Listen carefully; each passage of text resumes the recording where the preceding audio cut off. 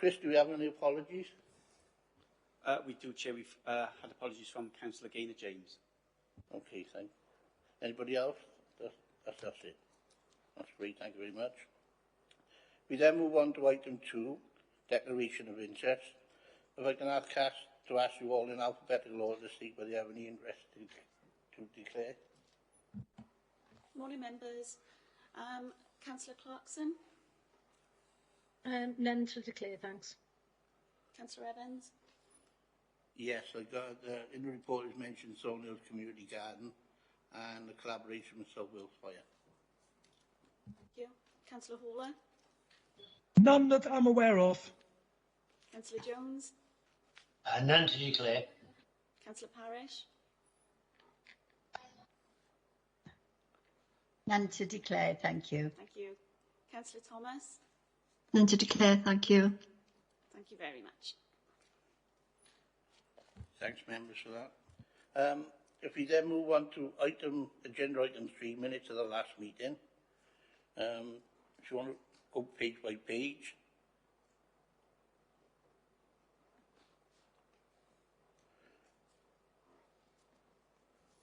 Is everybody happy with the minutes that were there?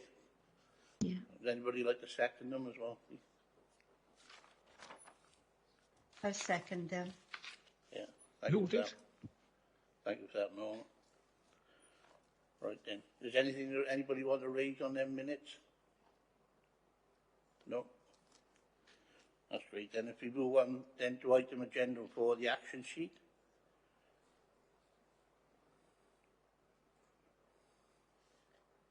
Has anybody got any comments or any questions regarding the action sheet?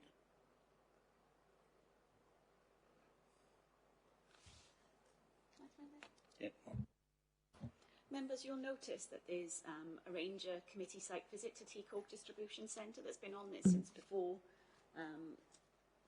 COVID, obviously, which we had to postpone it. I would say that in normal circumstances, perhaps we could drop that off now, but in our basket of items is a report on recycling and things like that. So I don't know if you want to keep it on, and if when we look at that report, discuss then whether or not it's worthy of carrying out a visit. Yeah, that sounds good. Okay. Yeah, please. I think it's an important one anyway. If we then move on to item 5, which is the green infrastructure, we got an invitee this morning from APSE, Dave Henrys. So we'd like to invite him in. Or? Yeah. All right. Morning, everybody. Morning. Good morning. Good morning. Good morning. I believe you have some prepared questions. It's whether or not someone wants to ask them or whether he wants to just talk through the answers. Yeah, right. We've got some questions now for Dave Henry this morning in front of us. Does anybody want to ask any of them questions, or have they got any of their own they would like to ask?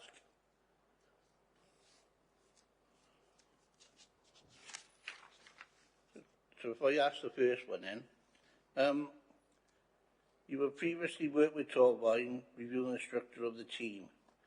How do you think the structural changes have helped to progress the new ways of working that the teams are now facing? Okay, thank you. Yeah, good morning, everyone. Nice to be in front of you again. Some familiar faces from previous scrutiny committees.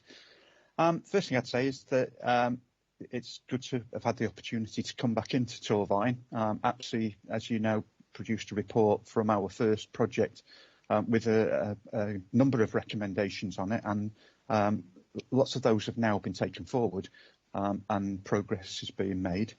It's still probably a little early to say how things are progressing, but I would say the early signs are very promising, especially with regard to the street scene operatives increased involvement and mindset around biodiversity and other environmental aspects. Bringing the two teams together has certainly had a favourable effect on the way that they're working and the way that they're thinking as well. The leaner management approach has placed a lot more emphasis on the working charge hands within the service, and most of these have responded positively to the additional responsibility. We held a fresh workshop with the charge hands at this second phase of the operation of the project, and the feedback from those suggests that they recognise the improvements that have been made since the first APSI project. And having the charge hands responsible for their own specific areas is a big improvement on the way that things previously were. And I hope you as members maybe are seeing the benefits of that as well. Rights of way are now part of Street Scene, which provides an opportunity to include a selection of the main grass paths and hedges on the maintenance regime, and to start to cut those proactively where previously they have been done on a reactive basis following complaints. Many of them are on the routes that are already being followed by the Street Scene team. So again, it's an amalgamation that makes a lot of sense from an efficiency point of view, from a productivity point of view as well. But as I say, overall, it's still early days, but yes, very, very pleasing to see the actions that have been taken so far. Great, thanks for that answer. Councillor Clarkson, you've got a question you would like to ask? Good morning, Dave. Morning. What I'd like to ask is, obviously doing things differently and introducing the new regimes requires new scheduling. What work have you done with the teams to date on this? What recommendations have you made? And do we, as a council, have the right resources in place for this work? Okay. So the work that we've done with the teams this time round, as I mentioned, we've had a fresh workshop with the charge hands. Management asked not to be involved in that so that we were able to get a very honest answer from them about what they do. APSI, as I'm sure you'll recall from previous occasions that I've been in front of you, are great believers in going to the source of the job. We believe that the people who do the job know the job best, and they have the answers to the problems that are there, obviously with management encouragement as well. So we started this exercise with a critical examination. It's an established management services tool, like my background's in management services, and it essentially looks at each of the tasks that are before them and asks them to challenge the operation in terms of whether it's of how it's currently being done, how it perhaps could be done differently, and then to have debate around how it actually should be done. And that reached a conclusion for the main tasks on grass cutting and shrub beds and hedge cutting and most of the major items of maintenance. The methodology that should be employed then was subsequently agreed with the Street Scene management team, and this has enabled us to put together a draft specification for both Street Scene work and also for Bronavon housing areas, which have been included within the project as well. And this is in the process at the moment of just being signed off by management. We've literally had the second and I think the final draft went to them yesterday. Alongside this, all the grass areas within the borough have been measured using GIS mapping, digital mapping, and different cutting regimes have been identified for each area so that they're all mapped and measured. And those areas that have been left for biodiversity and wildflowering, which is obviously significant this year, have been included, recognising there that there's a need to check and see how that's going.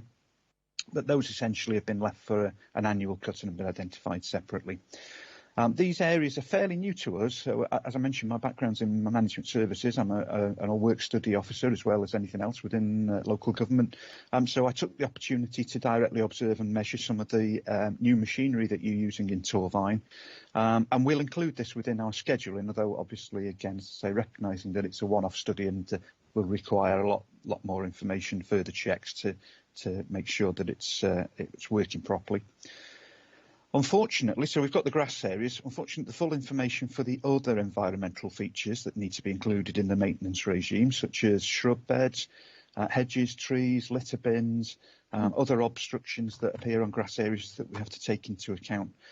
These haven't been available. They've not been measured yet. We were hoping that somewhere in the council's archives or in the archives at the depot that we'd find some old contract documents from the days of CCT when all of these things would have been previously measured and included within the bill of quantities. That there'd be something there that we could use, but unfortunately that hasn't come to light yet. So we'll be recommending as part of our report from this that's the next phase of operation. It's going to leave us unable to complete what we'd like to complete in its entirety. We're almost going to recommend that we go back to a CCT style specification and bill of quantities that the in-house service can use itself. And the specification will also set out then the standards that everyone can expect, including yourselves. Without those volumes, as I say, we can't completely supply full workload and workforce profiling and scheduling, which we'd like to, but we do have the grass cutting ones, which make up the biggest part of the summer workload anyway. So we will provide a set of scheduling layouts which include those. And we'll make space which will allow for the measurements of shrub beds, etc., to be dropped in at a later stage, so that you're not having to come back to us for any further supplementary work that can be done in-house. In terms of resource, obviously we can't say yet until we've got the actual figures scientifically in front of us. I'm going to give you my gut feeling, and I think that we'll probably find that there isn't a sufficient resource to meet the demand for the specification that's been set, and that's mostly been done against the current operation. So we're looking at 12 cuts per annum, which is what you do for standard grass areas at the moment. We're looking for 1 cut for biodiversity areas, although a little bit later we can talk about the potential for maybe having 2, which could solve some problems. So there will likely, I think, be a need to tweak some of the frequencies that have been put in just to make sure that it can be covered by the teams that are there already. It's highly likely that the workforce will judge the new schedules as being unachievable. This is our take from previous authorities where we've done similar work. That's not unusual. I think we'd all probably balk at having extra work put on us and being told that we had the capacity to do it. Management have been asked to think about where productivity could possibly improve on certain of their teams regarding ineffective time, time spent on the yard or on breaks, etc. As we would expect that there's a little more to be eked out on that, on the current methods. Once we've got an annual profile of the resources required to meet the demand, we can start to think about how they'd best be met, and this may involve changes to seasonal working hours. It's inevitable that the majority of demand will be shown to be in the summer months and during the growing season. It's the nature of this particular service. We may have to change and recommend changes to the working week or the working day, potentially looking at shift systems to ensure that the service covers 7 days a week if needed. And we essentially are looking to make sure that we've got the right people in the right place at the right time, rather than the historic we turn up for work at these times and we do whatever we can within those hours, irrespective of whether there's a demand for other times. Okay, thanks for that. Did you want to come back with anything, Linda? Are you happy with that?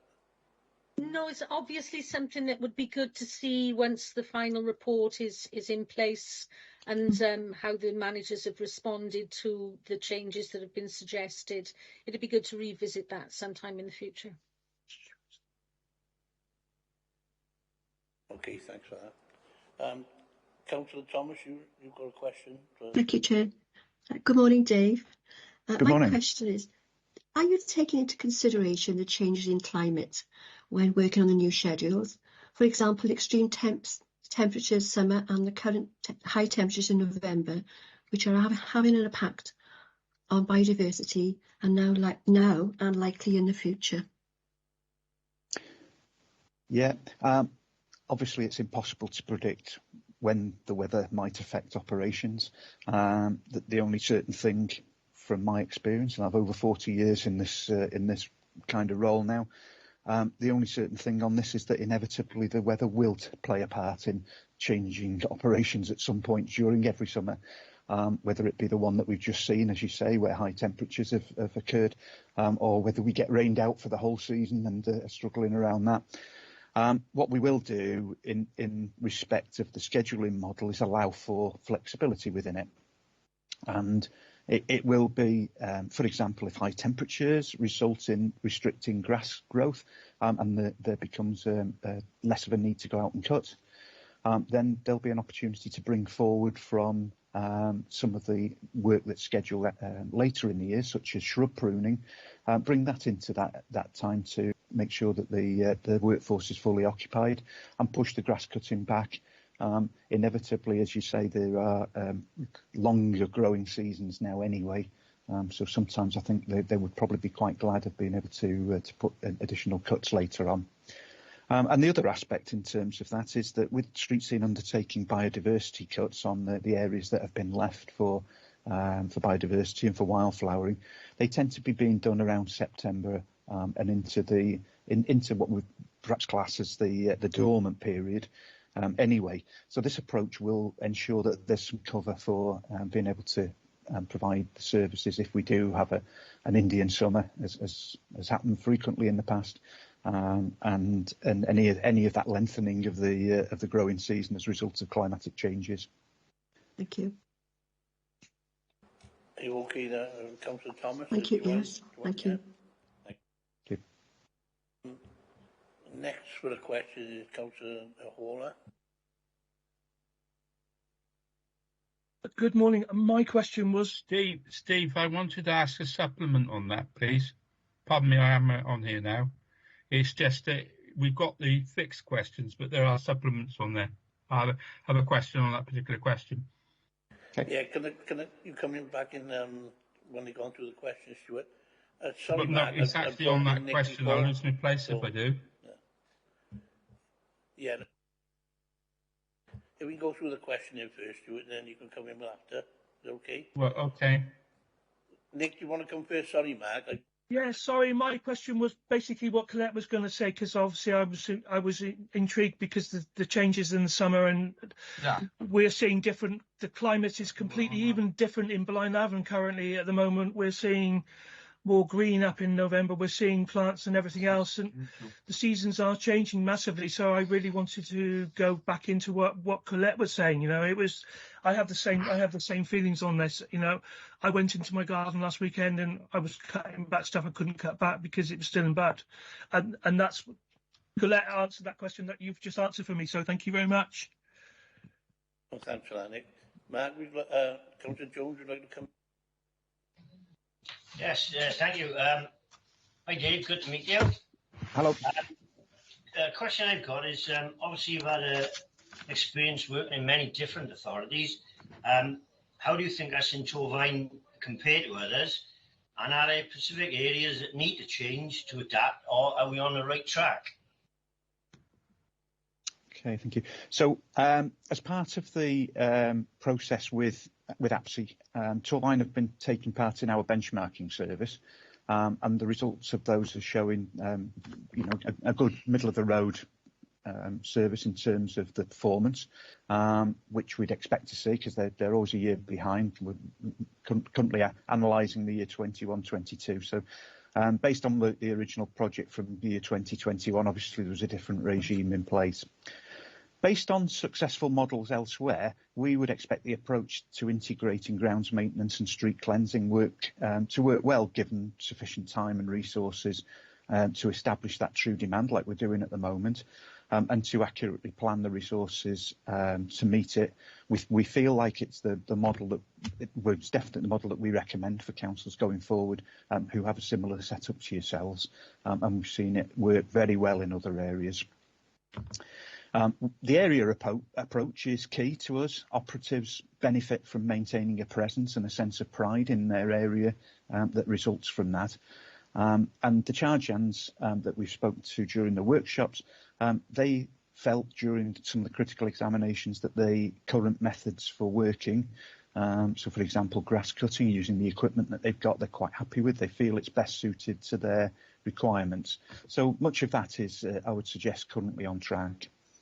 One area that we perhaps looked at previously that I would hold a note of caution to, we recognise commercial opportunities. We identified some of those during the workshops last time and this time around that could bring income into the service. And at this time where cuts to council budgets are in place, it's obviously something that we should be looking at. But obviously there's a recognition of the need to get your own house in order first. You need to be able to ensure that that quality can be consistently achieved for any private contracts. And I would suggest that you're not quite there yet. That's something perhaps just to hold back on, but one to hold forward for the future. In terms of are you on the right track, I would say yes, definitely. Is there anything you would like to come back in, Councillor Jones? Yeah, no, to answer it all, but going back onto the, say then, the private work or work to get revenue in, how far away do you think that we are from there? Certainly we'll have to complete this exercise in terms of workforce profiling, because obviously any extra work that comes onto that would then have to be added into the profile. I mean, essentially that workforce profiling is going to tell us how many people we actually need on a scientific basis. Your council is very, very similar to a lot of others. Since the days of CCT, when we knew exactly how many people we needed because we couldn't afford to pay anymore, that's kind of slipped over the last 20 years. And now we really recruit on the basis of gut feeling. You know, how many people do we think we need? Well, historically, it's been this many that we've needed to supplement in the summer. These are the people we're going to increase to. So having that scientific basis gives us some proper information. It'll then also show how much more work that comes in on the private work, how much that will affect and how many more people may be needed to undertake that work. If there's some big projects out there that can be had, then that would perhaps pave the way for additional resource to be brought in, either permanently or on a temporary basis during the growing season. Obviously lots of areas that need to be looked at there. But the key is to make sure that everything's running as it should for Torfaen, that the standards are being met, because after all, once you start to go into the private arena, it's a bit like all of us. If we employ somebody to come round to our house and to carry out the work, we expect it to be done to a standard and within a time and within the cost that's been provided. And there's no excuses like rain or we had a machine breakdown, things like that. You have to get on and get over those things. So it's a different world to what we used to within local government. But it's not a challenge that we should be shirking away from. The workforce has some skills that are very, very transferable into the private sector. And they've been trained and they've been using the machines a long time. It's certainly something that we can be looking to capitalise on. Okay, thank you, Dave. Are you okay with that, Councillor Jones? Yeah. Yeah, fine. Thank you very much. Great, thanks for the answer anyway. Councillor Parish, you have... Thank you, Chair. Cost efficiency, what I was going to ask for, it has been touched on. Do you want me to go on with the question? If you want to do number 5, yeah. Yes, okay then. Many of the changes are being introduced to help protect our environment and biodiversity. But do they cost the authority more, or are they cost efficient? Okay. On a national basis, we're seeing councils have been leaving their grass uncut for several years now. Firstly, as a response to their diminishing budgets and trying to make cost savings. And I'm sure wherever you've travelled yourselves, you will have noticed this has been going on, not just within Torfaen. More recently, it's been linked to biodiversity and the response to climate change emergency declarations. And there are undoubtedly savings to be made if it's done on a large enough scale. But in many cases, our experience is that it's been done on much smaller scales, and therefore there hasn't been a result in savings because you haven't been able to say, as a result of leaving these areas to grow, we've been able to employ less people. In addition to that, not cutting the grass in the summer actually only ends up moving the demand later in the year, as I alluded to earlier. So what you're doing is producing a spike in demand just at the end of the growing season to go out and actually cut those areas down. They have to be cut at some point in time. And as that kind of creates a separate set of challenges, such as the fact that you've now got very long grass that your traditional grass cutting machines and mowers won't cut. So specialist equipment is required. And that'll generally have to be purchased. You could suggest hiring it in, but of course every council is looking to hire the same equipment at the same time, so the market's probably not there to do that. So you're probably going to have to buy machinery, and you'll find that machinery is likely to be underutilised then for the rest of the year, which is pretty inefficient.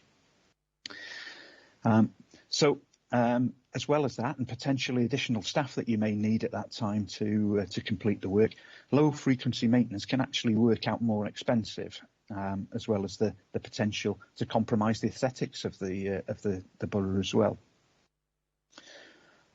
In scientific terms, until we've completed the scheduling exercise, it isn't possible to say exactly whether any savings will be made in Torfaen by the proposals that have been made. You have identified quite a number of areas to go to biodiversity, so there is that potential, and the management are obviously aware of the need for that.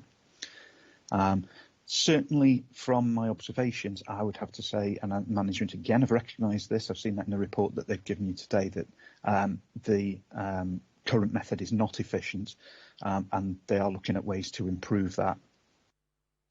The main issue is around cut and collect, the fact that they have to cut the grass and take it away, and they're using their current stock of transport, their low loaders.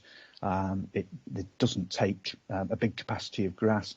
It doesn't take much cutting for the vehicle then to have to go back and tip off, and while it's doing that, the operative with the mowers waiting for it to return. It wasn't good at all. However, alternative methodology was covered in the critical examination exercise with staff, and it did include suggestions around having larger trailers to increase the cut grass capacity, which would be a good idea. And also, as I mentioned earlier, the potential for possibly increasing the number of cuts to 2 per annum, which we think we'll be recommending that you have a look into at any rate, which would possibly negate the need to collect the grass when it's cut on an annual basis, because obviously there'll be less cuttings in situ, so certainly for some locations that would apply. But I'm also reliably informed, I'm not a horticulturalist, but I'm also reliably informed that if you've got areas where you're encouraging wildflowering, that actually cutting twice enables the wildflowering to establish itself better against the grasses. So there is an obvious advantage in that. But as I say, we'd have to look at that. We'll look at the opportunities and what that scientifically would come to in terms of manpower before we would be able to say whether it was a saving. In terms of the machinery, there are a number of manufacturers now who are looking at the current trend towards biodiversity grass areas and are producing machinery that can better handle that kind of grass. So again, it would be worth Torfaen keeping a weather eye on the situation, seeing whether there's better equipment out there. Although obviously, there will be cost implications with that. Thanks for that answer. Councillor Parish, would you like to come in with anything else from that question? No, that was very comprehensive. Thank you very much. But I can see other members with their hands up. So Thanks for that. Could I just ask supplementary on that question, please? Yeah, it was quick. Councillor Ashley. Yes, just Dave, you talk about tip and collect. I'm new to the council. What happens when you've tipped it, when you've collected it and you've tipped it, and what happens to the actual grass? I believe it's going into the green waste collection. Okay. So whatever happens with your green waste collection now, when you put your bins out for that waste to go to the depot, and then it's going in the same stream. So it's going in the same stream, so it's being utilised in other means than in other areas. It's been recycled. It's been recycled. Yes. Thank you. Am I allowed to come in now, Yeah, Steve? thanks for holding off, Stuart. Now up to you. That's me now, is it? Yes, please, yeah. Yeah, hello, Dave, again. I think we met a few years back. We did, thank yes. you for that. It's been very explicit. I would have liked to come back. I got a few things here, probably very similar to what I said to you the last time we met, but we've gone on a bit from it.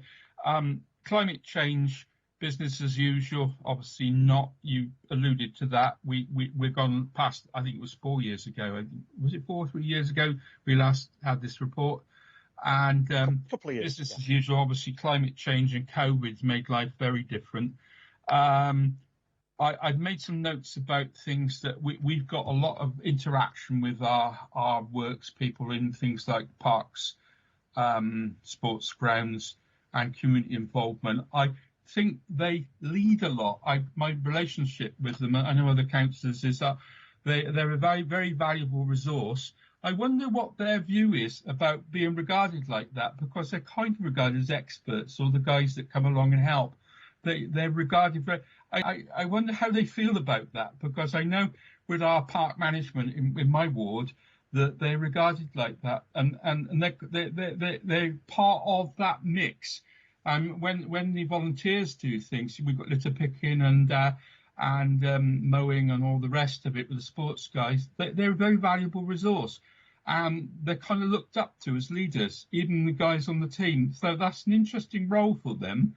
And you've been in this business a long time. It's a different role for some of them because, I mean, greenkeeping and stuff like that, incredibly valuable resource, commercial or community, they're slightly different. So I've also looked at things like service level agreements with that lot. And you talked about the business opportunities. I think there's a lot in there, not necessarily commercial, but kind of community orientated things. A lot of our communities go in that direction. This is stuff I wanted to interject in. You can see where I'm coming from there. Grass cutting. Linda and I are quite keen on the environmental stuff. I did make a note about composting mowers. I'm an organic gardener. I love that stuff. And it seems to me ridiculous that we're carting stuff all around the borough, and we're talking about cost of living crisis at the moment. We should be looking at composting. The green box scheme is good, but it goes out of county, goes all over the place. Why the hell aren't we composting it on site? You know, greens, etc. Or we're using composting mowers. Which certainly would. Linda would probably be this as well because we're both keen on that sort of stuff.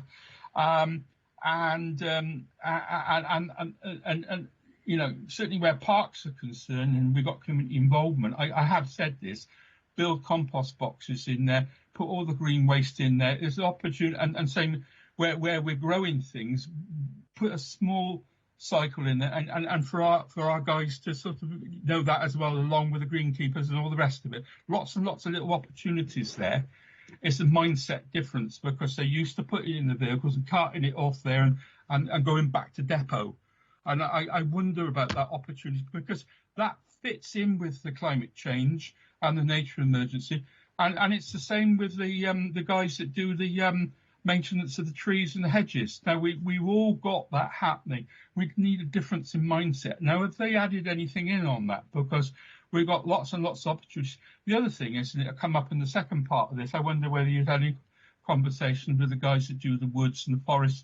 They are our main teams, but we've also got wood team. We've got a heck of a lot of work going on around this borough and that stuff. Have you had those conversations? Because that's the stuff I'd be interested in. Hedging, lots and lots of opportunity. They manage all our green space and they're actually very good at it. But they must have ideas about how to do that better. I'd like to hear your views on it as well. Well, you're absolutely right. I've got no argument with anything you've said there, to be honest.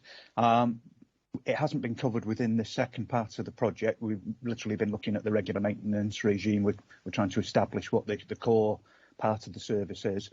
Obviously, we're working to the standards that have been agreed and that are currently in place.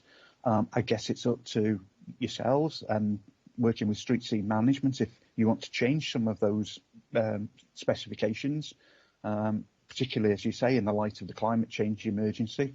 If you want to stop this process of cutting and collecting biodiversity grass and taking it to the depot, it's within your gift to do it, I think. But it's not something that we're looking at the moment. But I certainly couldn't disagree with anything that you suggested there. And as always, I'd always say to you that the best ideas on these are the people who are doing the job every day. The integration of the environment side within Street Scene, I think, is a really positive step in Torvine. You're starting, I think, one of your environment officers said to me on the first project, and it stuck with me, that he'd like to get everybody thinking not in terms of maintaining grass as the first priority for the service, but actually managing grass, of which maintenance would then be part. And I think that's a really good quote. I've used it in other places I've been to since. It is about looking at the environment in a totally different way now, isn't it? Thank you for that. Can I briefly come back, Steve? No, we had that conversation last time round, and yes, grass is another plant, and people get very exercised about it, along with hedges, bogs, and all the rest of it. And it's an asset. It's people get, oh, I want to see it neatly cut, or I want wildflowers, but it does divide a lot of people. And really, what it should be. You know, there's a desire line about how you want it managed. We got Newtown, and people loved it when it was done on the old Percy Thrower mine. Even Percy Thrower didn't manage it like that. If you go to Shrewsbury, but no, I'd love to hear some ideas and what you see as good practice. Now, our lot, you know, as I said, they lead. They've been doing some nice. Some of the foremen have been doing lovely little bits of work around the place with parks and ideas, along with our new active environmental people. I won't name names, I'd be embarrassed, but they've been doing practical works, and it's the practical work. They know they works, which is the thing that we're interested about here. And obviously you guys are gauging it, how it's done and what it costs. To be honest, it's the bottom line. And that works in with climate change and nature emergency and all that. We need to be doing this stuff. And these guys are doing it every day. Yeah, I think it's almost a next step for you in terms of the green infrastructure. But yeah, it's not something that we've really looked at too closely in so far. We've been involved. You're putting the mark on it, which is what I think is really important. Yeah. Well, thanks, Stuart. I know you'd have a comprehensive question to ask. Councillor Clarkson, you've got another question you'd like to ask, Steve? It's basically building on what Stuart was saying there, that if we look back in time to when we had our grounds people were more keepers than maintenance, as we were just saying, and all the cemeteries had their own compost area, the parks had their own compost area, things were managed more on site. And that way of looking going forward may fit in with all of our other objectives. Our well-being, our reducing carbon footprint. You know, there's a lot of work. So how can we hold on to that, Stuart, and take it forward so that we can build on this work that's being done now to look at how we can bring that back in? I've been looking at the cut and collect mowers that have been bought, and there is that complexity with the trailers, and you know, some areas you're better off leaving it because it's reseeding for next year. There is quite a lot of complexities. It doesn't fit neatly into we'll do it this way in this, and you know, and it's about our teams having that ability to be more flexible and having the knowledge and the experience and the training to understand more, being a keeper rather than just a straightforward maintenance. This is how we do it, here's our schedule. And there would be a lot of job satisfaction in that, which may fit in with asking them to work different shift patterns, because they'll understand then why they're being asked to work the different shift patterns, and they'll be invested in it. So Stuart, something that's really interesting to take forward. Can I just we can hang on to it and actually put that to our teams. Steve, can I just very quickly add to what Linda said there?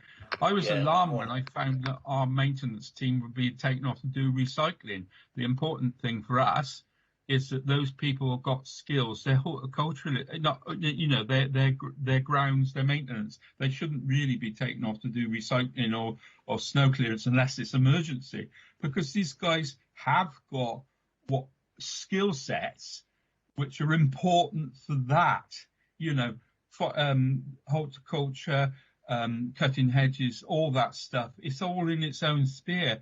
They might not. It's what we need to encourage for that. I say, guys, it's men and women. We should be important that we make it a career path for local people. It's not a university education, but it could be.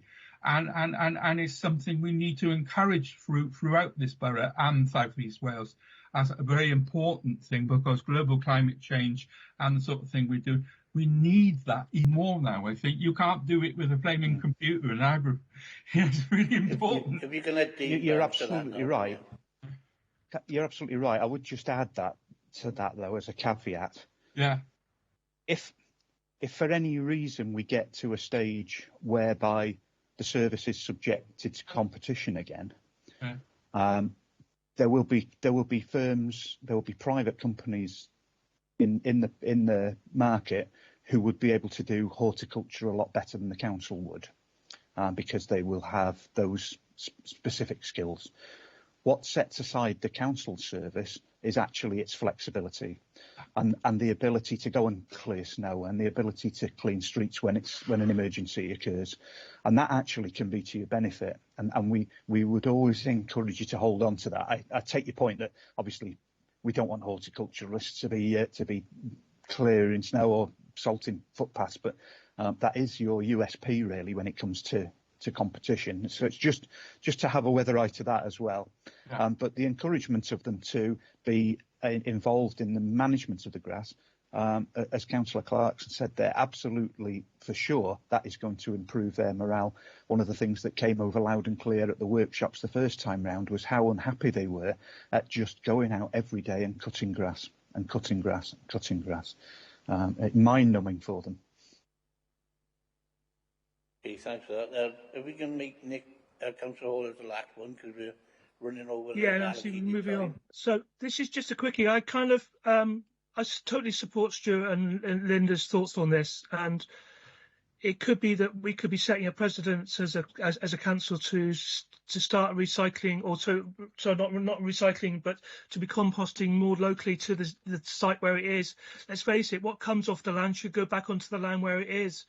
And if we could set a precedent to do that, I think I would take that on board. Parks, especially cemeteries, like Linda says, we do it at home, don't we? We all kind of recycle at home and we all compost at home and it goes into our ground. So the ground that it's being cut or where it's being used, wouldn't it be good to be able to put back into the ground where it comes from and everything else about it? But I totally support what both Linda and Stuart say on that issue. I think it's a lovely idea. Steve, can I just ask Dave one very quick little question? Is there any value in, because we do operate our teams, we're back to patchworking now, is there value in identifiable patches with these guys as well? Yeah, I think you've gone some way towards that, in terms of having your area working. Yeah. So people are being patched, as it were, within their areas. I think you've got 5 areas that they've been put to, and there's a definite benefit in it in terms of them taking ownership of those areas and being a contact for yourselves as well, if they're people who you regularly see within your areas. So what Nick was saying about having identifiable skill sets that are transferable, training around that, and patchwork. In fact, that I think we've got that. Yes. Yeah.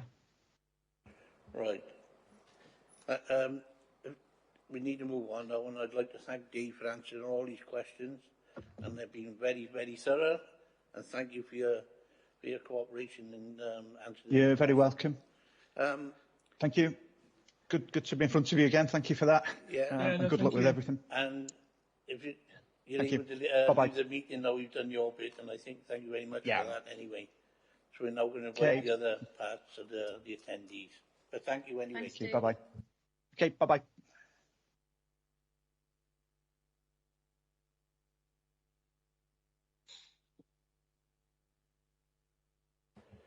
The other officers are now coming on, ready for the second part of the meeting.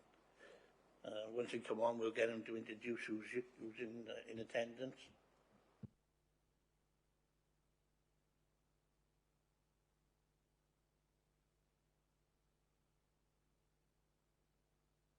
Andrew Osborne.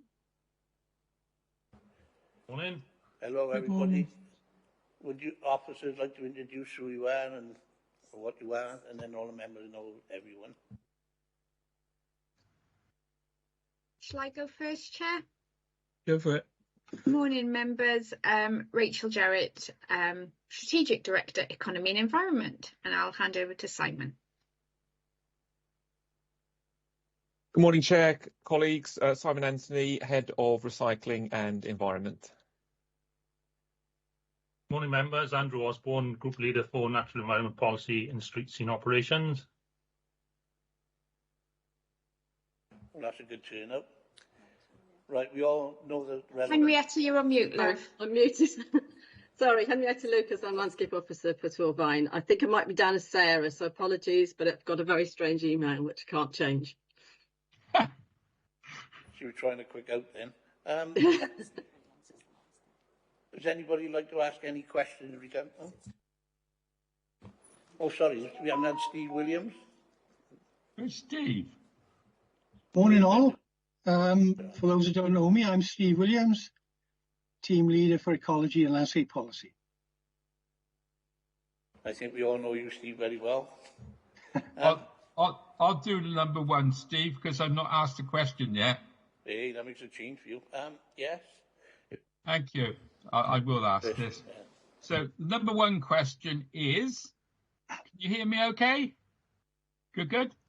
The Yes. Biodiversity and Ecosystem Resilience Plan requires a whole council approach to meet its legal obligations and to work, maintain and strengthen its natural assets. How do you achieve that and ensure the right people are involved? That's a good one, isn't it? So, Shall I start off, I was Chair? going to say you and want then- to answer. Yeah, and then I'll probably hand over to Andrew and Steve. Yeah. If you look on the cabinet agendas for next week, that question is answered because the 3-year report is going to cabinet next week, and I think I think Steve Williams will support me on this. The declared nature emergency by members last year has really elevated and supported the response of the overall organisation to achieve those requirements and the duty in the Act.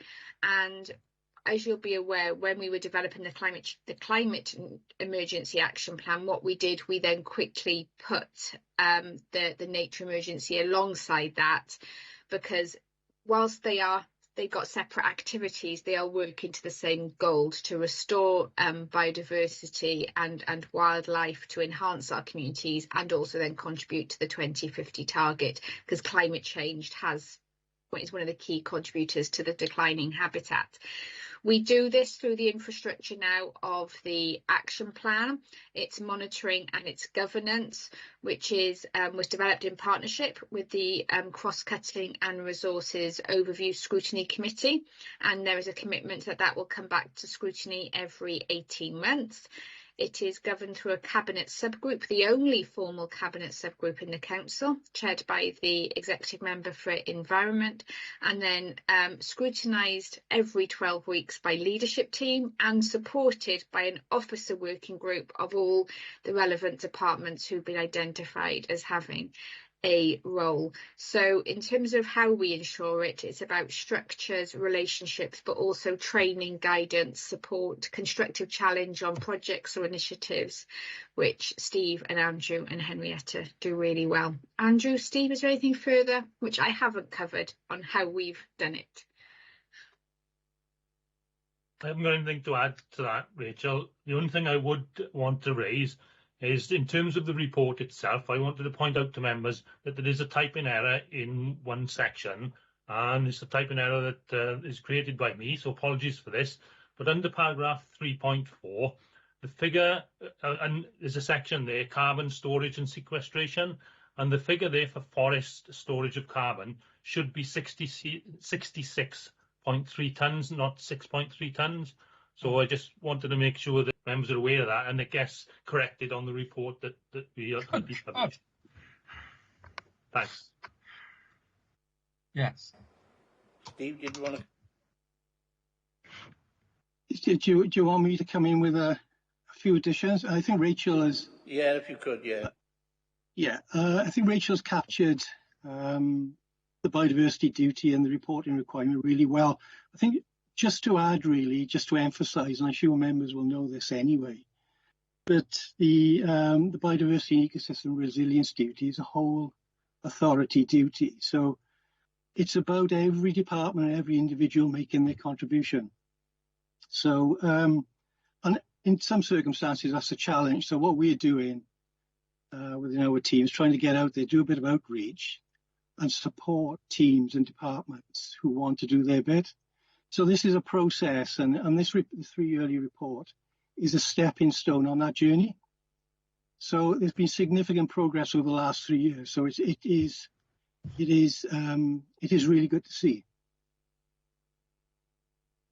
Thanks for that. Councillor Jones, you've got a question you'd like to ask? Yes, good morning all.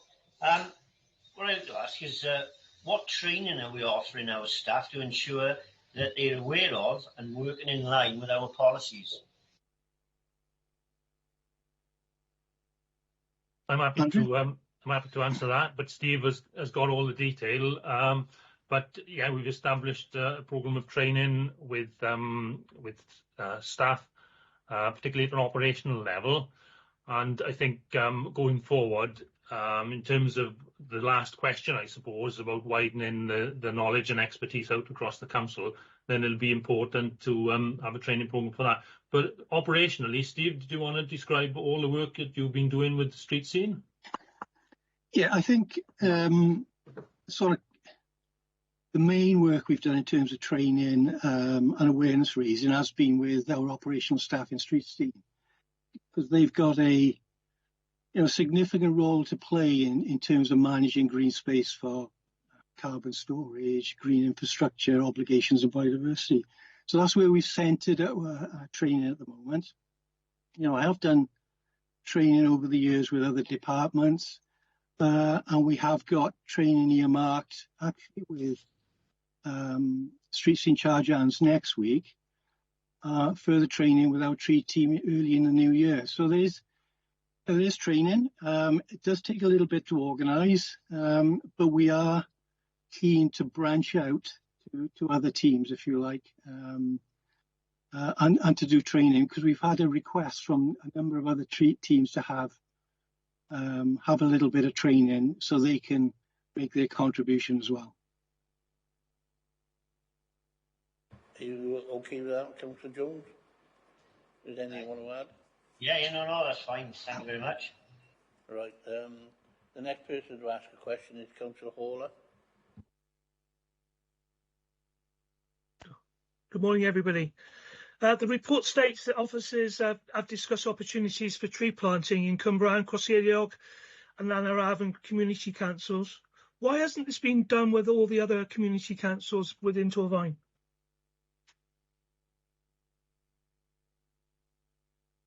Do you want me to answer that? Coming with that? Again, it's a process, and it's all down to resources and time. I've actually met with Pontypool Community Council recently to talk about wider issues on biodiversity, because they've got the same public bodies biodiversity duty as ourselves. And in that, we talked about tree planting opportunities. So whilst we probably haven't got around to every community council, again, it's a process, and we certainly will be getting around to those in due course. But it just takes a little bit of time to organise it. And in terms of tree planting, it isn't always easy to find locations for tree planting, because they have to be in the right place. So that's a challenge in itself. So, but rest assured, we are looking at that, and we will be taking that forward. Councillor Hawler, if officers may want to correct me, but my understanding that this has been very much led by the community councils approaching us for the partnership work, and the initiatives they've got on, rather than us writing out. Okay, that's fine. Okay. Yeah, lovely. Thank you, Rachel. Are you happy with that, Councillor Hawler? Yeah, more than happy. It's obviously, you know, the direction that you're going is a positive. And if we could steer Blaenavon Town Council towards talking to you guys, I think it would be useful.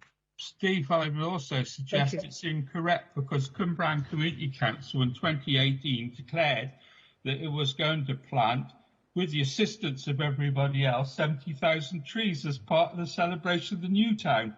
It wasn't reflected in this document. Maybe it should be.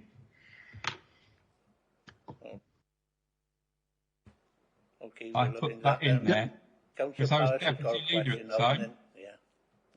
That needs to go in there somewhere.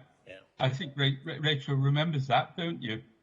I do, Councillor Ashley, but I think the scrutiny report is obviously that was a decision, you know, that the Town and Community Council, as Andrew and Steve have just said, you know, they've got the biodiversity duty on them. That would feature in their performance. And obviously we're enabling delivery of that. But the actual commitment and performance against that would be for that Town Council to report on. I appreciate that, but maybe we need to communicate a bit better sometimes. Oh, right, Stuart, let Councillor Parish come in with your question. No, I'm sorry about that, Steve, but Nick did make a statement on that, which he was correct on, but I just, having sat in another place, I do think I need to make that a comment occasionally. Okay. Councillor Parish, please. Thank you, Chair. How do you ensure you work with our planners so that our green spaces are protected? I know you've done that one, don't Steve again, I think, and Henrietta, yeah? I'm going to go to Henrietta on this one first, I think. You're on mute, Henry. I was seconded a few years ago to do an open space assessment for planning, which then morphed into this green infrastructure assessment because suddenly that was what was required by the planning policy. And then through working with forward plans, now we're looking at, for the new LDP anyway, protecting all existing green spaces unless they have been designated as candidate sites. So this is the sort of the idea of the policy going forward, that we protect everything that now that is not deemed to be, you know, a potential candidate site for housing or employment, etc. So within the assessment that I've done, what I've looked at is the importance of corridors. So we've got our individual green assets, you know, your parks, your allotments, your amenity open spaces, your woods and things, and then how they link together. And the importance is the fact what was happening is that the linkages were being broken. So there'd be a little bit of land.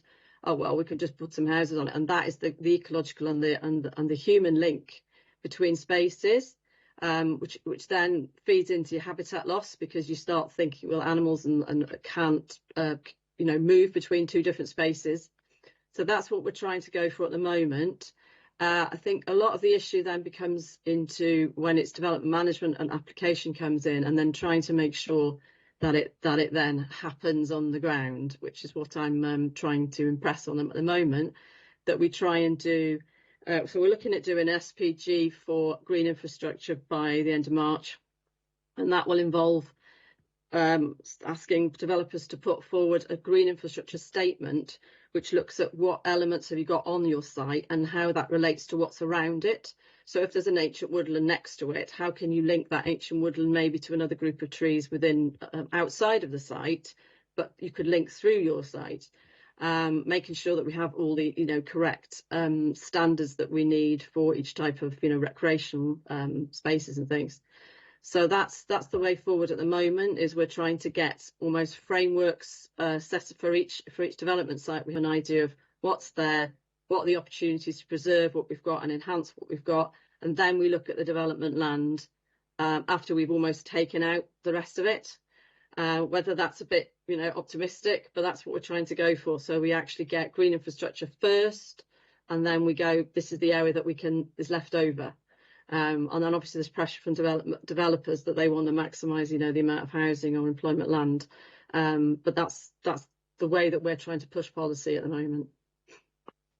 Right, thank you for that. I'm glad to hear that, because in the past, I think developers, the way members look at it, they've been just doing what they want to do. And it's so important that we have our policy and it's stuck to. So I'm really pleased to hear what you just said. Thank you. Thank you. Yeah, thank you, Councillor Pash. And sorry, can I just come in there, Chair? This also links into a scrutiny done by Prosperous in the last round on planning enforcement and how we actually monitor the success of what has been implemented. And there were recommendations within that, the recommendation, from scrutiny, which proposed that we actually needed to increase our capacity in that area to ensure, Councillor Parish, that the developers were doing exactly what they said what they were going to be doing. That does feature at the moment as a pressure within the MTFP for next year, which, as you're aware, is something we're going to have to work through when we're taking, decisions on £12.5 million cuts. But we also recognise we need to ensure that they're doing what they need to do. So we're just working through that at the moment. Are we all happy with that Thank response? you for that, yeah. Rachel. Yeah. Thank you for that response anyway. The next question is from Councillor Ashby. Steve, Steve, I'll jump in on trees because I think there's only one question we got there, and I'll put a supplement on that as well because there's another issue with it. It's probably Steve Williams. This is the specific question that we had was how has ash dieback affected the borough? How we're replanting the lost trees and how it's to be funded. But there is another issue which I'm probably fairly knowledgeable on, which is not. It wasn't just ash dieback. It was also larches, lascarn, and blind brown, and the rest of it. Alluding to Steve's report, I think it was 2017, wasn't it, Steve? You brought a complete report out on it, and we are probably the most tree have the most tree cover in the whole of Wales, and the problem we got is losing both through ash dieback and the larch, etc. How do we maintain the tree cover that we've got? The other bit was interested in your report was the bit about gardens, although they are really, really interesting. Reserve for a lot of our stuff that we were talking about earlier in terms of nature recovery. How do we get householders? This was a supplement I really want to put in. How do we get householders to maintain what species we've got? Because that, to my mind, is an area we must encourage. Those species on the red list, a lot of them are in domestic gardens all around our towns and villages. I'll put that supplement in there for you because I know you can wax lyrical on that one. It is in there, I think. Right, okay. In terms of ash dieback, you're right to say that Torfaen has the largest urban tree canopy in Wales, and ash as a species is the second most numerous tree species in Wales, and ash dieback will affect 95% of ash trees.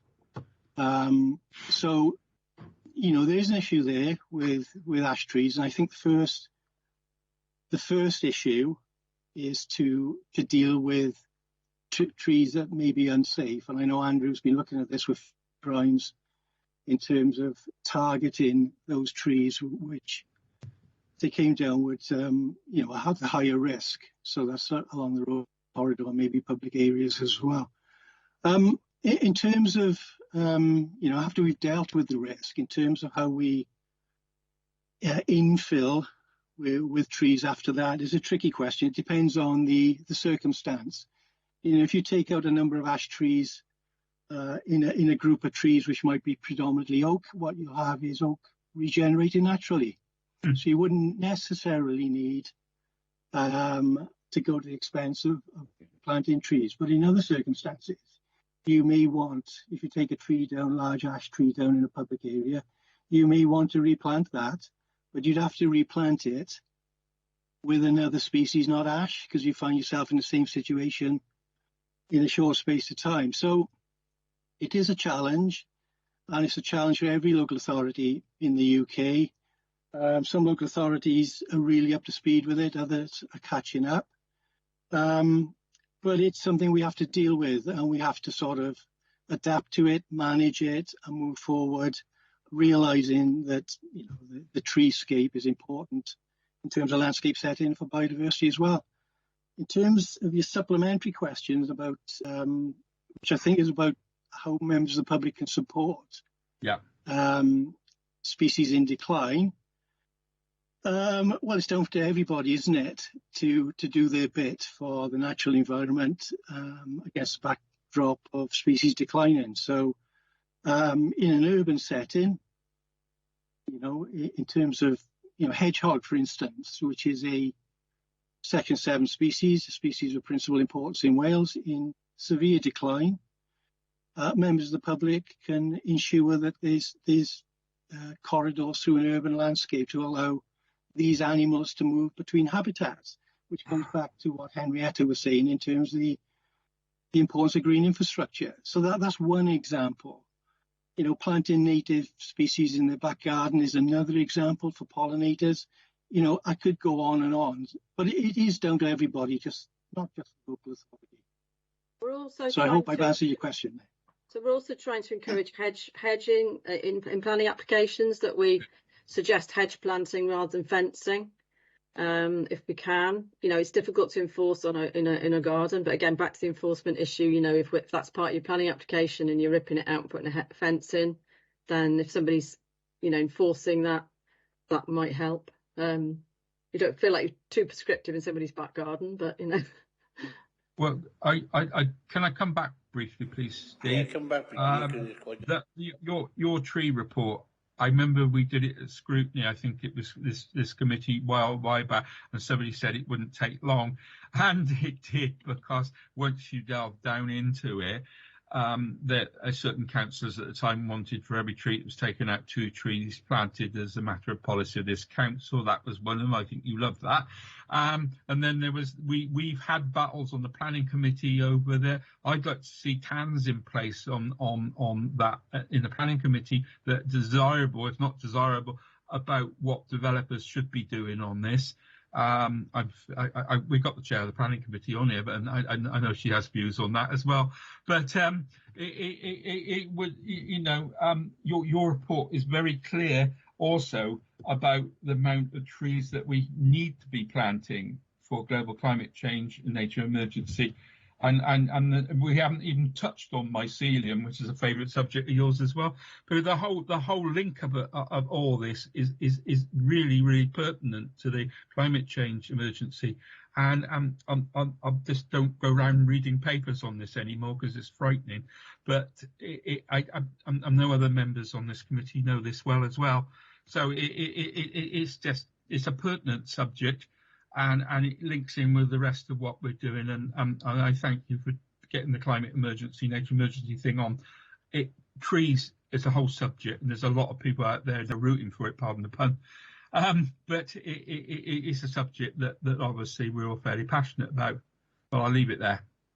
Thank you. Could I come in on that, Chair, quickly, just to say about SPG, so the supplementary planning guidance that we're doing on green infrastructure, trees and landscape and development and biodiversity should help to cover exactly what we want. So that's the point where we can consult and say, right, what exactly do we need developers to do? And obviously then your enforcement is, are they doing it? So hopefully that will help. I think that's something that I'd like to see as part of one of our recommendations. That I'll say that and make sure that goes there as well, Henrietta. And I appreciate your green spaces link up and the blue and green link corridors. That's a must. That was something that we did PSB as well. If we can move forward now, Sue, because you're encroaching on. Thank you for your indulgence, Chair. Councillor Clarkson, you've got the next question you would like to ask. Yes, good morning all. Thank you, Chair. My question's around our RSLs, our social landlords. And notice in the report we're talking about we've worked with Bron Avon being the largest social landlord in our area. But I was just wondering how quickly we're going to start working with the others.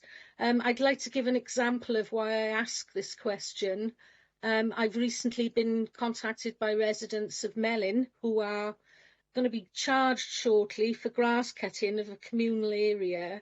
When I popped up to have a look at it, it was the most lovely. It hadn't been mowed for a long time. There was hawksbeard, there was buttercup, there was creeping daisy, there was clover, and a numerous grass heads which were looking absolutely fantastic in the weather, blowing away. I went back a week later, they'd mowed it, and it just looked like flat, nothing. It's banked, it's communal, it's not something that's encroaching in anyone's enjoyment of their property. So there are areas, there are opportunities with the other social landlords, which are going to save residents money because they're now looking at charging them on a monthly basis for the maintenance of these areas. And they are really, really nice little habitats in the urban area as well. So how quickly or when are we going to roll this out to our other social landlords to see if we can get them on board with maintaining some of their areas for biodiversity? I'm happy to answer that, Councillor Clarkson. First of all, in terms of the background and context, when we prepared the Green Infrastructure Strategy, Melin was a part of that, as was Bronavon and the other public services board organisations. And I fully agree with what you're saying. It was down to the fact that the biggest opportunity was with Bronavon, so we focused on Bronavon. But I totally agree, it's very important to contact the other associations, and we'll do that very quickly, I think, after this meeting. I would really appreciate that, Andrew. Obviously, it's a win-win both directions with that one. Yeah. If you wanted to contact me, Andrew, outside of the meeting to find out where I'm talking about specifically, I'd welcome that. Right, thank you. Thanks for that. The questions are very, very relevant for us, I think. The person I got to ask a question is Councillor Thomas. Chair, there are still issues when trying to ascertain who is responsible for pieces of land in the borough. I've had quite experience of this recently with pieces in my area. Is enough progress being made on the GIS system, and are we working with the Bronavon and other partners to ensure this happens, please?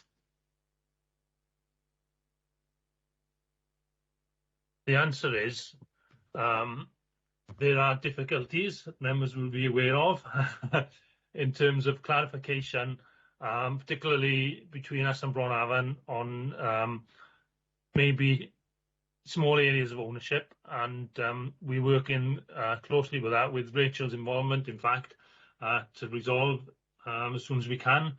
I'm also aware that we've got other areas that are sort of perhaps not registered land and are not registered to any particular person, and that's a little bit more difficult to deal with because but I don't know if Rachel, you wanted to make any further comments on that, because it's been dealt with more of as a corporate issue rather than a service specific issue.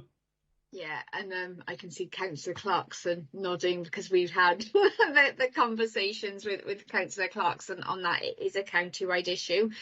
I think the principles is like it's about being confident with what's on our layer, the terrier within the GIS.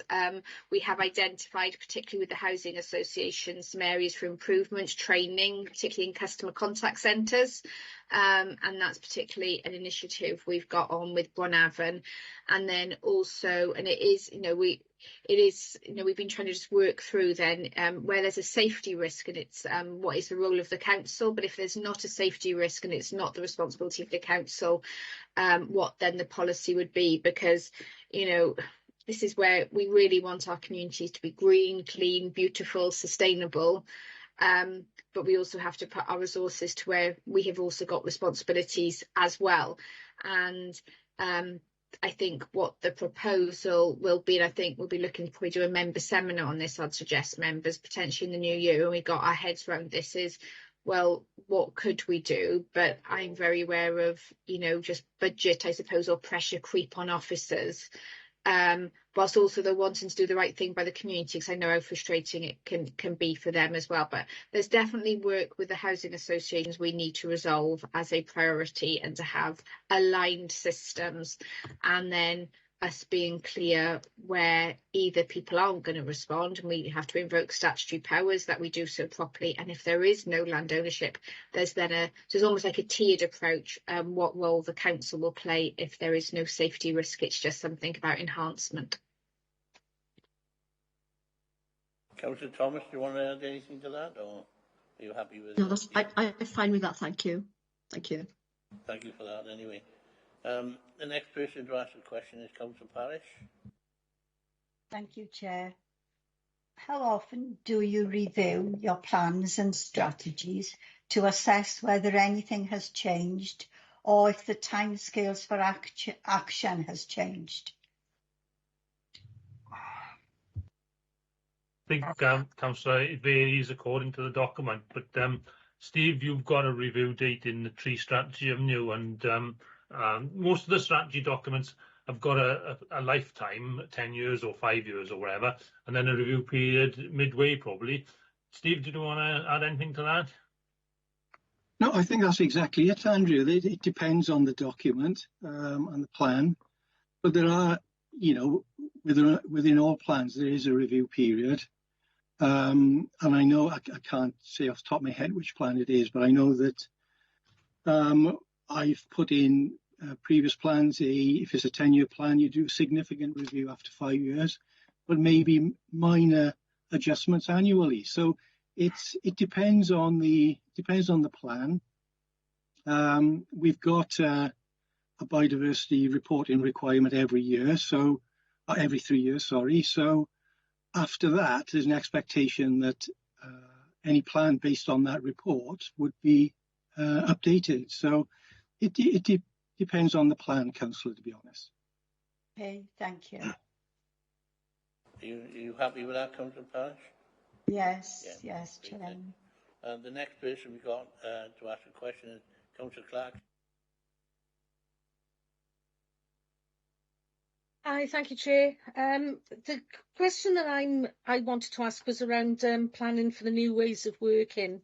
I note in the report we're talking about cut and collect of the areas that we're managing for biodiversity, and I realise we've bought some machinery towards achieving that, but there is a deficit still there, I believe, so that's something that's going to be difficult to manage because the rest of the year this equipment that's been invested in would be sitting idle. So how would that be managed? And the other thing that came up in the first part of this meeting that you weren't present at was that if we look back, we used to deal with a lot of waste green material actually on the sites where it was collected, cemeteries, you know, using it for buffering banks, composted down naturally, mulching areas.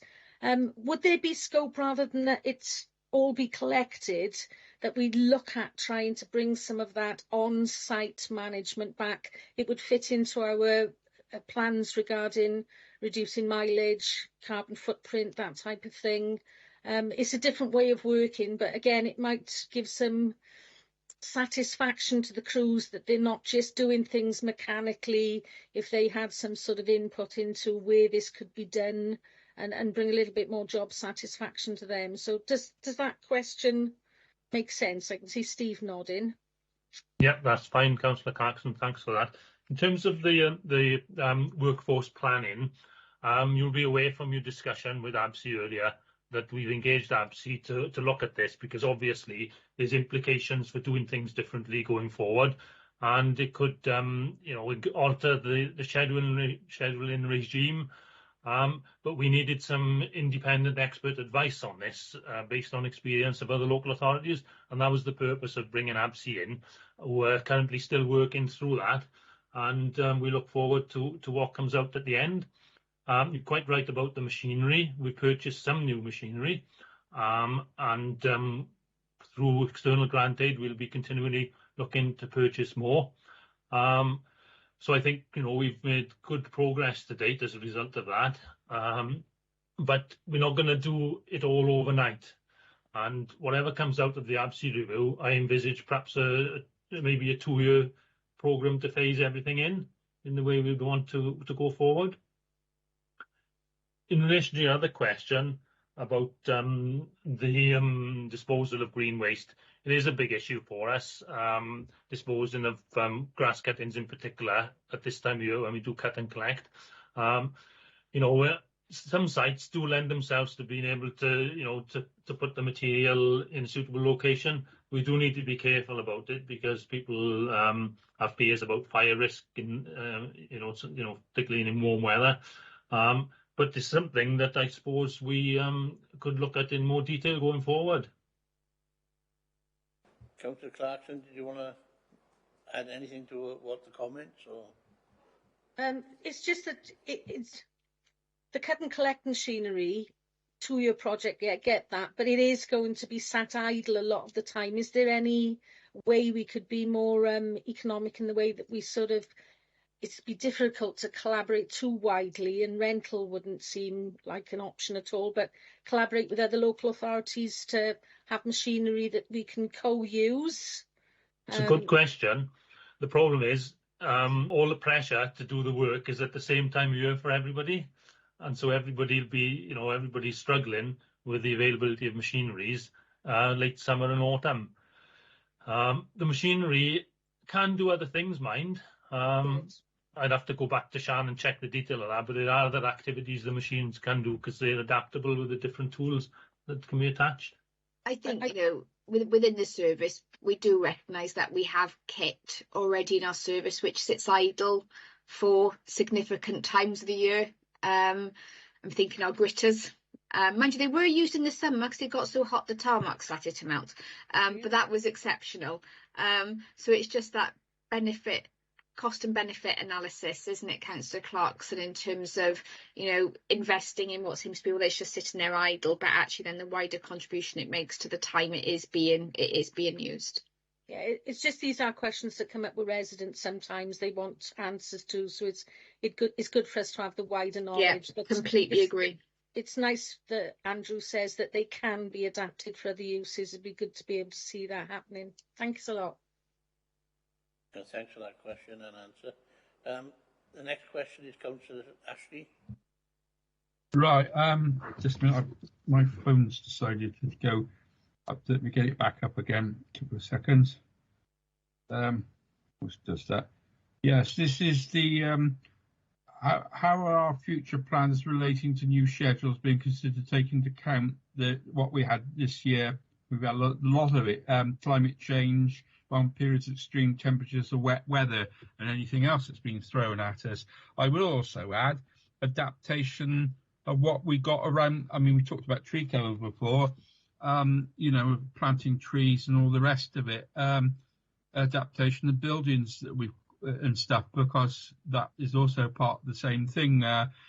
Planting trees around on the rest of it, and obviously Steve's old friend Suds, soaking the water up, and there's a lot of other things that I think over the years that we've been to things on.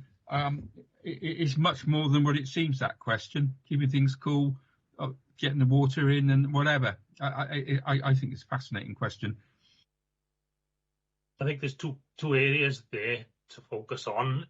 If we think about the place plans that have been developed recently for the three main towns, then we're very keen as a service to input into that and advise and support the other teams on what can be done to support what you're saying. Really is to incorporate more green spaces into these areas and look at whatever green walls and things like that where it's possible to do.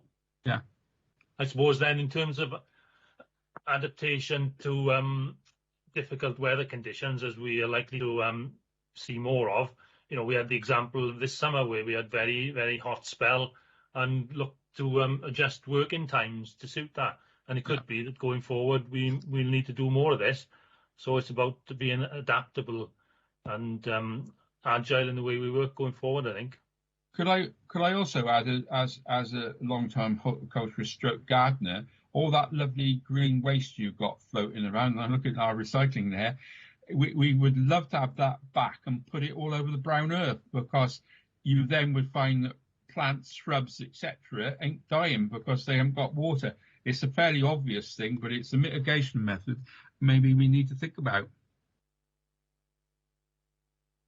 Possibly, I'm not sure of the practicalities or the workforce implications of that, or whether there's any ecological implications to you. If you cover Earth, it doesn't leak. It doesn't transport water. It's a very old methodology, and it just struck me, if we had all that stuff and covered it, in the extreme weather we're likely to have had, 40-degree temperatures, you save a heck of a lot of water. I'd only make that as an observation, and it's simple little things like that. And going back to previous conversation you had about mowing, if you've got a compost mower, one which just puts it back on the ground, the things in the ground actually can work on it. It's just one of those methods you may not even have thought of. So, if I may come in here, Councillor Ashley, just from a sort of waste and recycling perspective, I think you raise a good sort of opportunity. And I think Andrew and I will get together after this just to see if there's any sort of new or kind of different ways of working.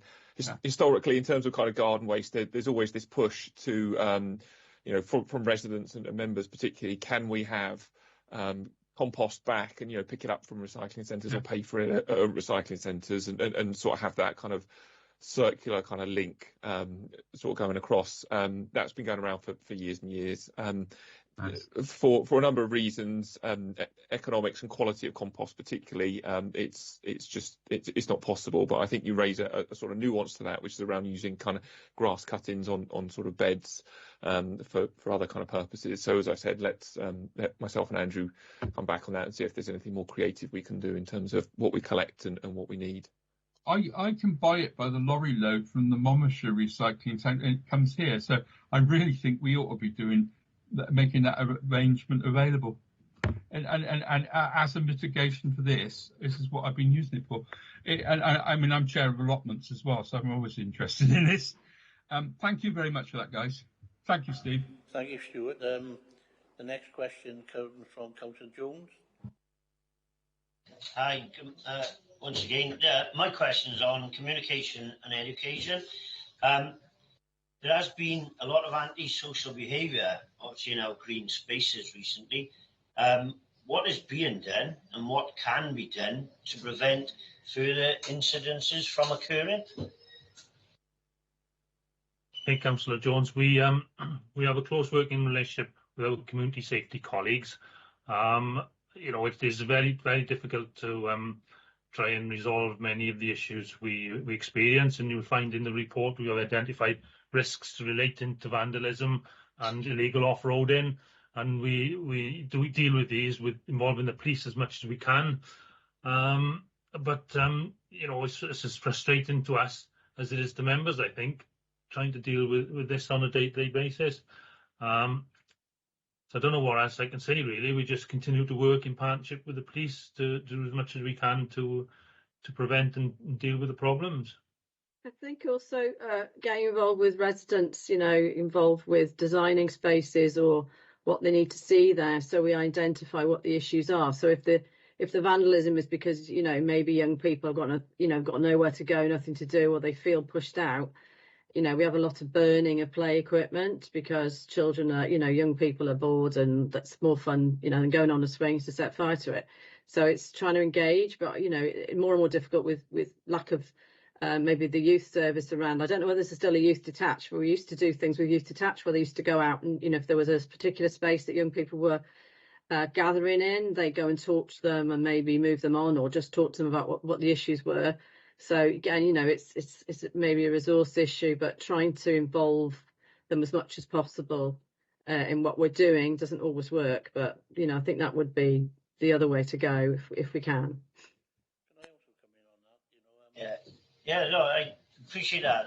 Like you say, as soon as we mention antisocial behaviour, it seems to be coming in as these off-road bikes and whatever always seem to come to the forefront. But particularly, obviously, during the summer months, then a lot of our areas are turned into like festivals or raves, which, they're not hurting anyone. They're having a good time, but it's how we can educate them just to clean up after them, really, more than anything. You know, because at the end of the day, it's their space as much as anyone else's. It's just educating from people to look after these areas and spaces. I don't know if enough of that is being done. But the council's focus on working with communities and supporting communities to do for themselves as much as the council doing, I think lends out to this kind of thing really, and can only be a benefit going forward. Yeah, if I can come in on Okay, thank you. With the bonfire night, there's been a lot of issues with bonfires set among green spaces. I don't know whether people have had that in their wards. Sitting on the fire service, I've had to interject quite a few times to get it cleared because it does immense damage to the environment and the green spaces. I lost sound, or I've lost sound too. Yeah. yeah, okay. Me too. So have I. Can you hear me now? Yeah, we lost sound. Everybody can hear me anyway,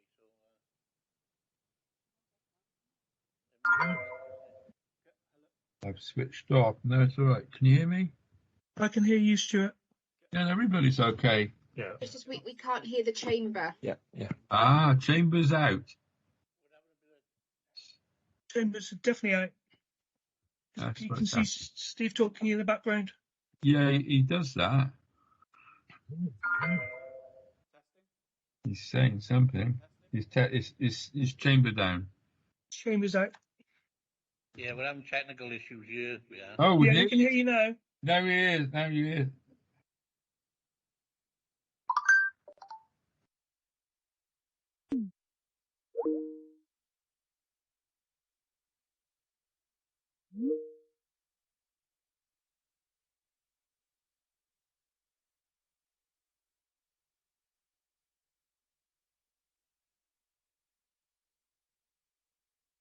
Can everyone hear us now?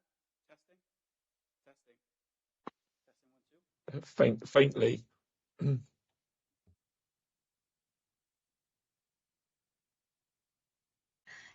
Of planting trees, and how do we make the people aware of these issues? Can they be reduced? Surely things are social awareness issues, but Henrietta's idea that she's just been talking about could be a huge help to the things that I've just brought up.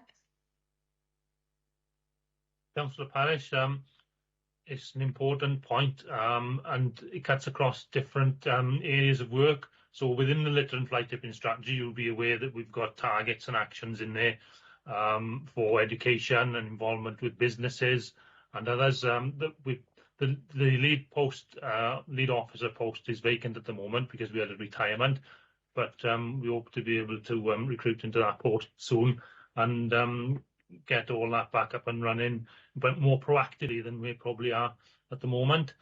You also see in the report the work that was done with surveys on grass cutting and grass cutting regimes and that, which seems to be going quite well with many people being receptive of the approach.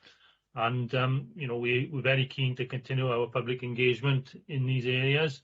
And I agree again with the comments about Henrietta's ideas. And it'd be good to incorporate that in our forward programme. Yeah. Are you happy with that, Councillor Parish? Or do you want to add Yes. anything?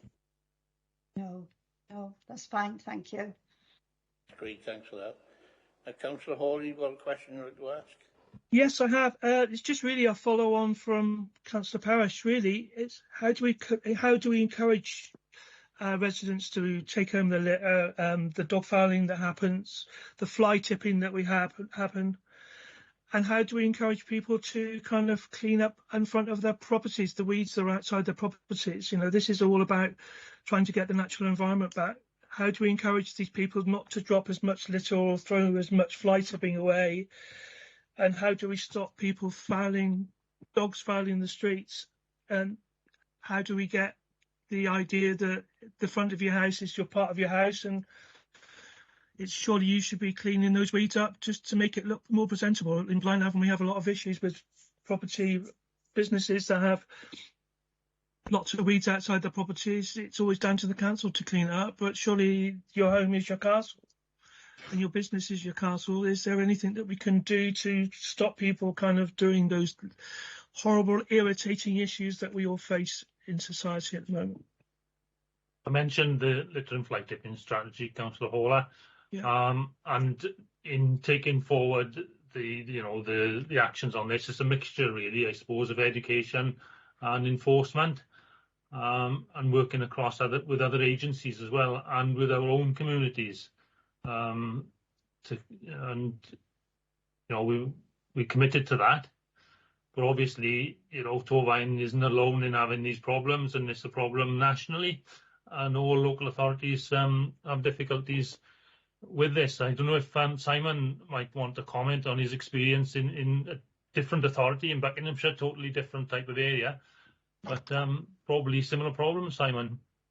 Yes, yeah, up and down the UK. So Buckinghamshire is home counties. It's really the first, excuse me, first kind of rural authority you get outside of London. So there's a real sort of fly tipping challenge, and it's fair to say I'm engaging with Andrew and colleagues around sort of public protection, just to learn some of the sort of skills and techniques that Buckinghamshire do around fly tipping prevention, enforcement, making sure we've got the right sort of cameras and equipment around. But in terms of the whole sort of prevention side of things, in terms of littering and that sort of thing, it is very challenging to do. Oftentimes, the best course of action is to make sure we've got correct policies and enforcement in place, so that when it does happen, we're there to sort of challenge and prosecute if needed.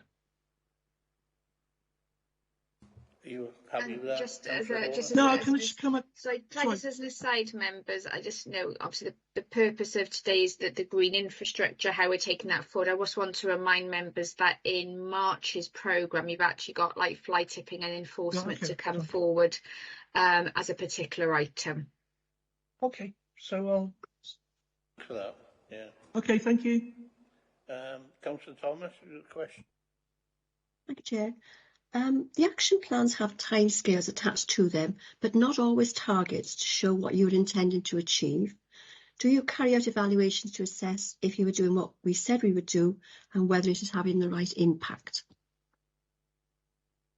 So, Councillor Thomas, the Green Infrastructure Strategy was prepared a few years ago, and agreed at the time with that sort of fairly high level, I suppose, action plan with targets and timescales that related to the wellbeing plan, which had short, medium and long term. So I think it was done within that context. But in the report appendix, I think it was Appendix 2, which has the action plan and the progress made to date. I think that's an attempt to demonstrate to you what's actually been delivered so far, and I think most of the actions have been taken forward or are in progress anyway. Okay. Do you want any supplementary on that, Councillor Thomas? No, that's fine. Thank you, Chair. Thank you for that. The next person I got up is Councillor Clarkson. Yes, thank you, Chair. My question is a little bit off base. It's about how we bring the public with us and we improve public attitudes, and it's around trees basically, and street cleaning. We're in the autumn, perfect time of year to have this conversation, and with the rains that we've had recently, it fits in with climate change as well, that we get these huge downpours now and flash flooding. So what I'm looking at is a lot of the objections we get into our mailboxes regarding trees is overhang, leaves dropping. I'm really pleased to see this tree strategy now and the policy which gives us clarity on what the council will or won't do. But regarding the streets cleaning around autumn, we've obviously got areas in the borough which are more heavily treed than others. And during the recent heavy rains, I've seen more residents out cleaning drains outside their properties because they've been blocked up with leaves. So I think the question I'm asking is whether or not we adjust our street cleaning, road sweeping schedules in line where these problems are likely to be heavier during this autumn period, to prevent this negativity that the people have, that if these trees weren't there, we wouldn't have this problem. So whether we can be a little bit more proactive in ensure that the leaves are cleaned up timely and our drains are kept clear, so that the public is more on board with, yeah, these trees are lovely and look at the lovely autumn colour, rather than look at these leaves blocking my drains up.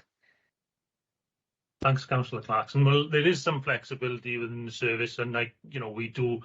Sian does prioritise areas according to need, based on obviously limited resources we've got. I think it has been helpful that when we prepare these strategies, that there is a period of public consultation, and there was quite a lot of engagement with the preparation of the tree strategy to help people understand why we need it, and they have an opportunity then to comment. And I think going forward, when we get inquiries from the public and from members, then I'm always keen to provide a copy of the tree strategy so people can understand then where we sit with this, and why decisions are being made as they are. Going forward, we've been undertaking an internal review of the tree service to look at how we can improve customer interaction and how we might improve IT systems to benefit things going forward. Because I think people do come to the council under the impression that they can ask for things to be done, but it's not necessarily going to be like that, probably because the website hasn't caught up with the new policies, and it's definitely an important thing that we want to resolve over the next few months. Could I come in on that as well? Yeah. Chair, in terms of planning applications, so what we're trying to do with our SPG is to institute at least a 15-metre buffer. It's definitely with ancient woodland, but I'd like to see it with any woodland. So, what we keep getting is housing being developed right up to woodland, and, there's no room for that woodland to grow, because it will. And, it's overshadowing houses, and we're still getting this constant thing of, back gardens north facing, they're going to be in shade, the back of that's going to be in shade, you're going to get leaves. 15 metres probably it will blow it anyway, but at least it gives that buffer between the edge of your garden and your woodland, and it allows that woodland to also, develop and flourish, and you might have a soft buffer between the edge of your housing and your woodland, so ecologically it's better. But this constant thing of having to have these houses so close to woodland, and Phil Grimes will say, the number of complaints he's getting because, it's overhanging, it's dangerous, the leaves, it's all that workload that really, if the trees were way away from the housing, then that wouldn't apply. So we're trying to push for that as well in the SPG. So we've got plans going forward. It's just managing the current at the moment. Yeah. And street cleaning has the flexibility as well, Andrew. Yes, but as I say, obviously we've got limited resources, and the demand is quite significant this time of year.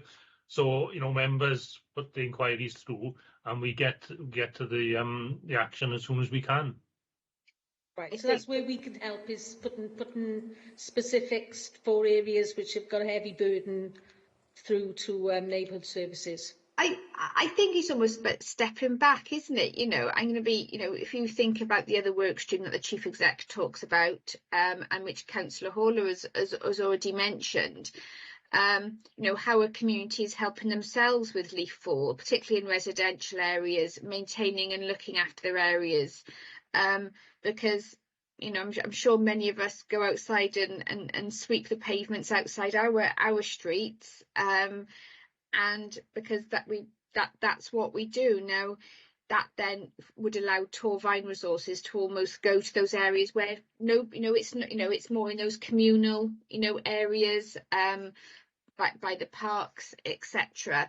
How do we get that just to become something that everybody does? Now, I'm not naive there. I know that's a challenge, but that's where we need to aspire to. And it's about understanding, and let's be honest, if we're linking this to surface water flooding, you know, it's so dependent on other factors and not just the leaf fall. And so it's aligning, and Sian works really, really sort of like at that operational level then with the highways team, with the gully sucker, of which we've only got one, and we only ever have one. And there's no proposals to increase that because of the budget pressures, etc.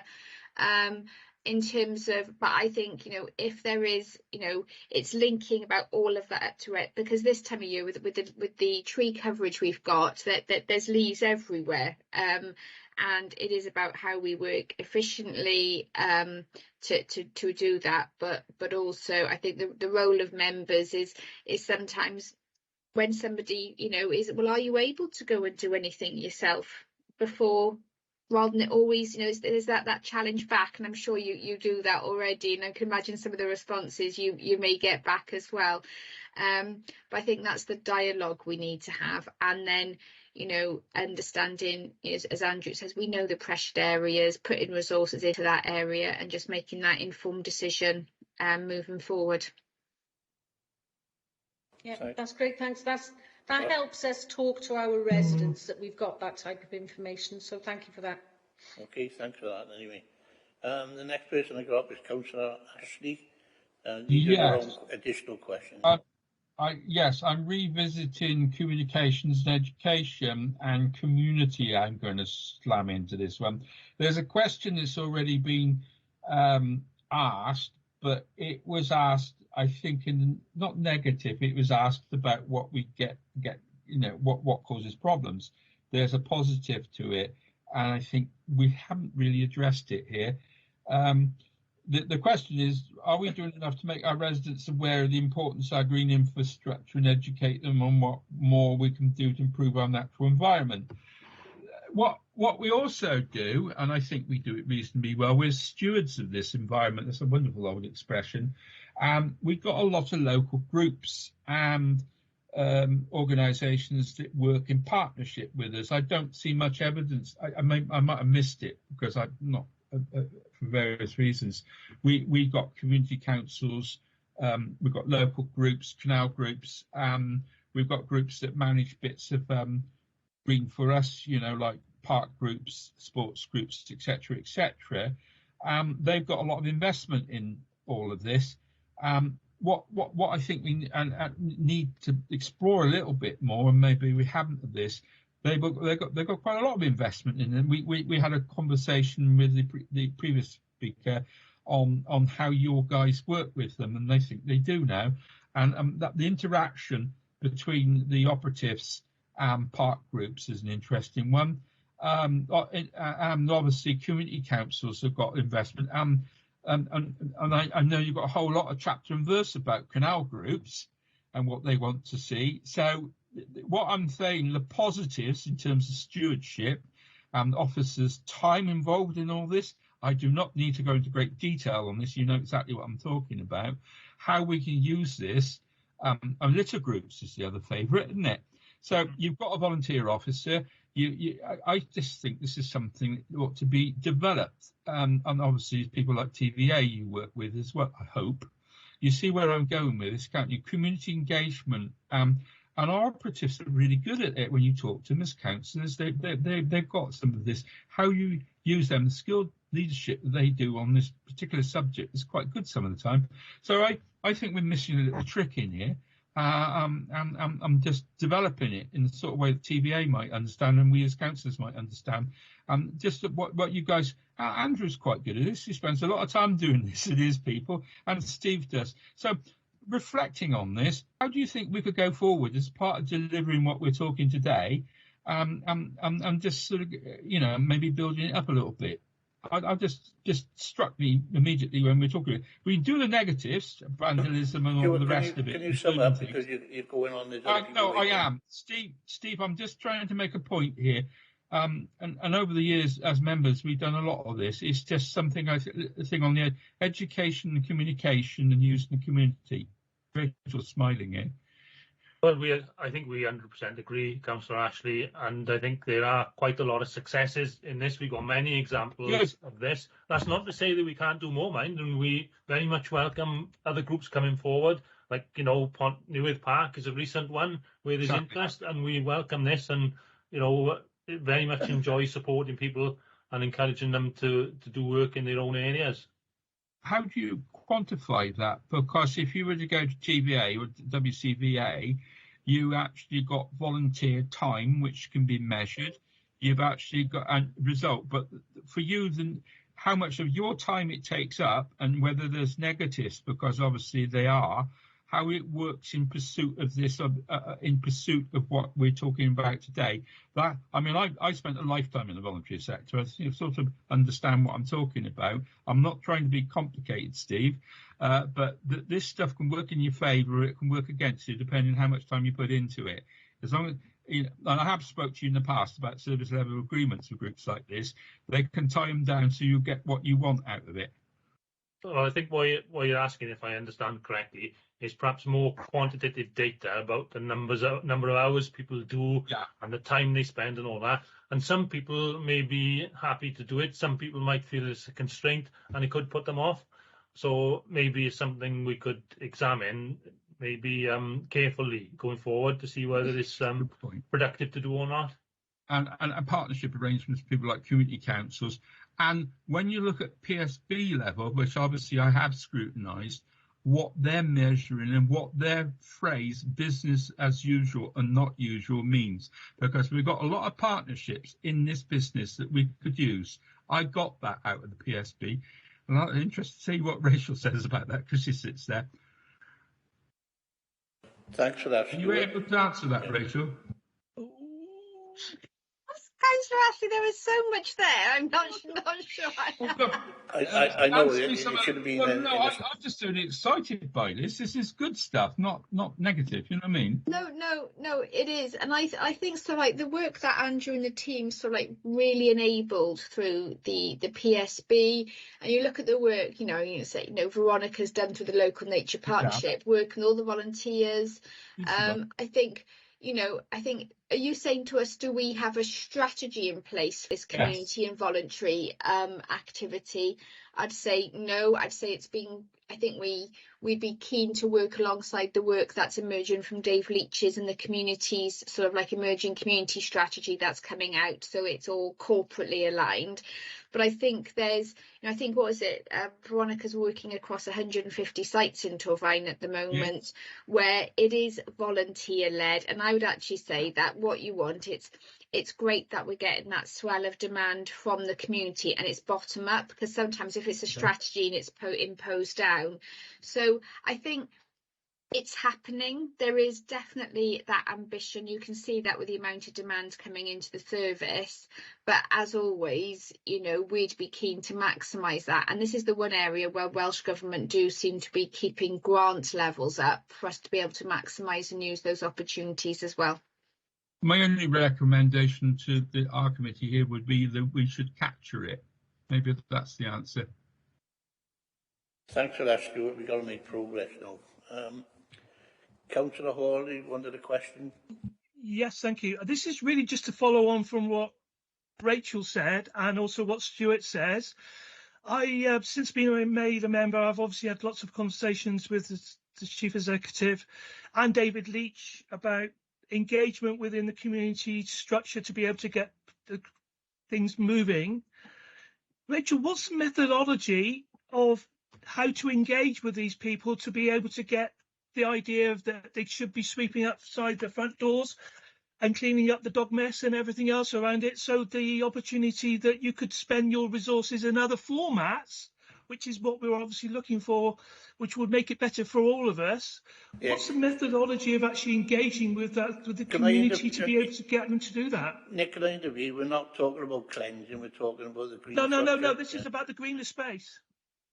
I think, Councillor Hall, I know you've had the conversations with Dave on that.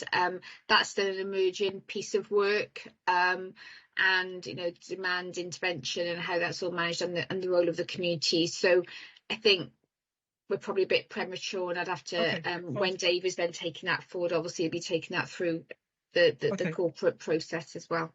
Okay, thank you. Thanks for that. I just wanted to encroach in something else when we're not covering that. Councillor Thomas. Thank you, Chair. My question is, as a result of rolling out the operational changes around the new grass cutting regime, is there anything you would do differently next time you roll the changes out? It's a very interesting question, and it'd be interesting to see what ABSI's report comes up with at the end. I'm just wondering if, Steve, you think we could have done anything differently? I think it's going quite well. You can't, when it comes to operations and operational staff that have been doing things a certain way for quite a long time and have been trained in that way, then I think we were right to do this quite slowly, not rush it too much, because these people, these guys, they need to understand what we're doing and accept it and begin to champion it themselves. And I think that has to be the approach. Yeah. Just to add to that, I don't think there is anything that we'd necessarily do differently. We've gone into this with a lot of consideration, and with any change approach, with any new way of working, there'll always be glitches, and the system we've got, I think, is flexible enough to accommodate changes. But I don't think we do anything differently. I think what's come through loud and clear in this process is we need to invest a lot in public awareness. So we try to do as much as we can on that. But in terms of the process, I'm an ecologist, and I think the process should have been done years ago.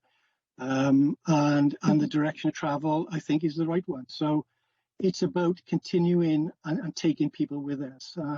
But I don't think there's always issues around enough equipment and those sorts of things, which we are resolving, and it's hard to resolve it. But the direction of travel, I think, is right, and I think it's been a useful exercise. Thank you.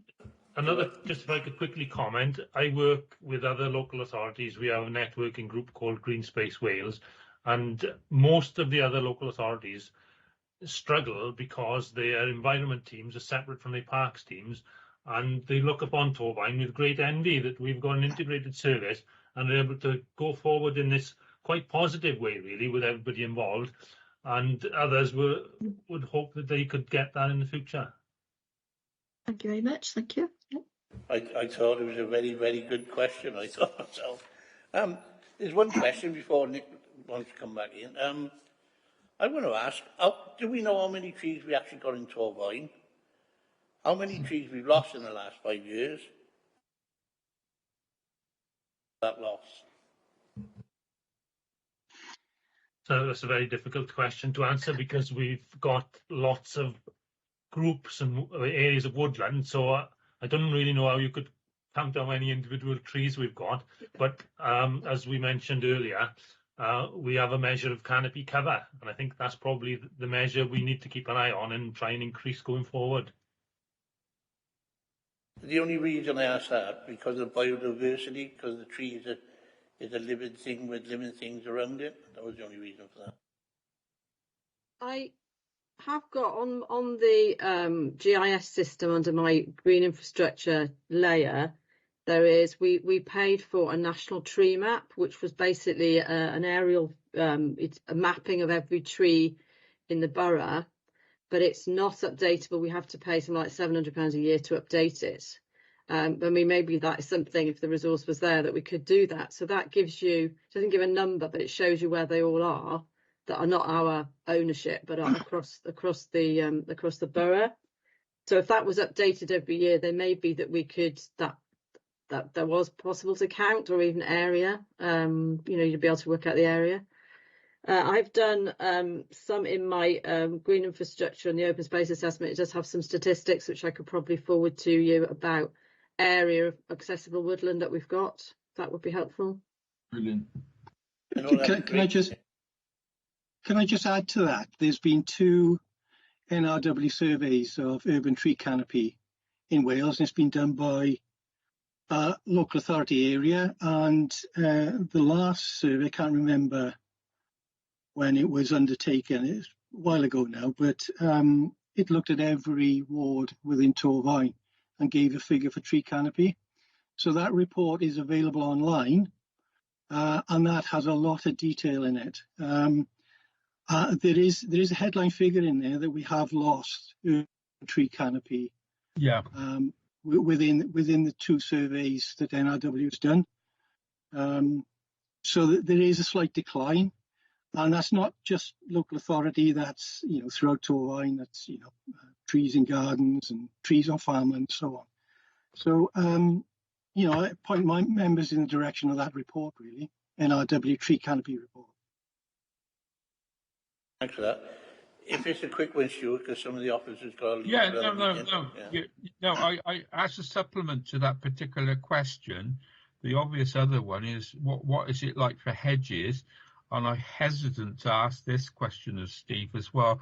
What are bogs like? Because the pertinent thing that comes out reading the Guardian and various other papers is the health of moorlands and the bogs. Because you're probably up to speed on that, aren't you, Steve? Well, a little bit. Peatland areas and upland bogs are really important in terms of storing carbon and so on, good for biodiversity as well. In Torfaen, we've got some significant upland areas, Wainavon Bog in particular, at the headwaters of the Afon Llwyd River. It's under private ownership, and we're working with, as much as we can, with landowners and commoners in that area to try and get these areas retained as carbon sinks and for biodiversity value. So we do as much as we can around that. So, I can't remember the other part of the question, Councillor. Hedges. Hedges. We've got a lot of ancient hedge lines which actually sit within the places we develop. And if you remember the whole South Sebastopol and various places in the new town, they sit in the new town, and we've had fun and games with that little one, haven't we, at times, the planning committee in various places. And it is the comment that was made earlier about it. So I'm quite well aware of that, where the hedge lines sit. We have actually mapped those. Thank not you. 100% accurately, but on, again, the green infrastructure there, which I don't know whether every councillor has access to that. I thought it was on the universal one, but it might not be. We're doing a training session on it. Yes, so there is actually, they were mapped as an aerial, and they were mapped by a GIS officer, so there's no information on the ecology of them, but quite a lot of them are mapped. There are quite a few missing as well, but the process of thinking about we need to map the hedges is there, but probably needs to be refined a bit. I was wondering, Chair, if I could add to what Steve said about the upland peat bogs, and to refer you to Appendix 5 of the report, which is details of the work done through the South East Wales Resilient Upland projects, including the restoration of 3 peat bogs on Mynydd Mine. So, that's good for us, yes. I used to be on that committee, so did Nick, for that matter, and it was fascinating. The funny thing was, it was all the MPs that were on that, not us lot. That's the off-roading partnership you're talking about there, I think. Yeah, but it was a fascinating report back on that committee. Thank you for that. Right, anyway, everybody. Thanks for that, Stuart. Some of the officers have got to leave, look, so. No, I appreciate that. Yeah. I'd like to thank everybody for their questions, and I know how passionate this subject is. I'd like to thank the officers for their answers, and they're quite willing to leave. I know they have to leave for other meetings. And thank you very much for your help. Thank you. Thank you, Kathy. Thank you, Chair. Thanks, members. Thank you. Thanks all.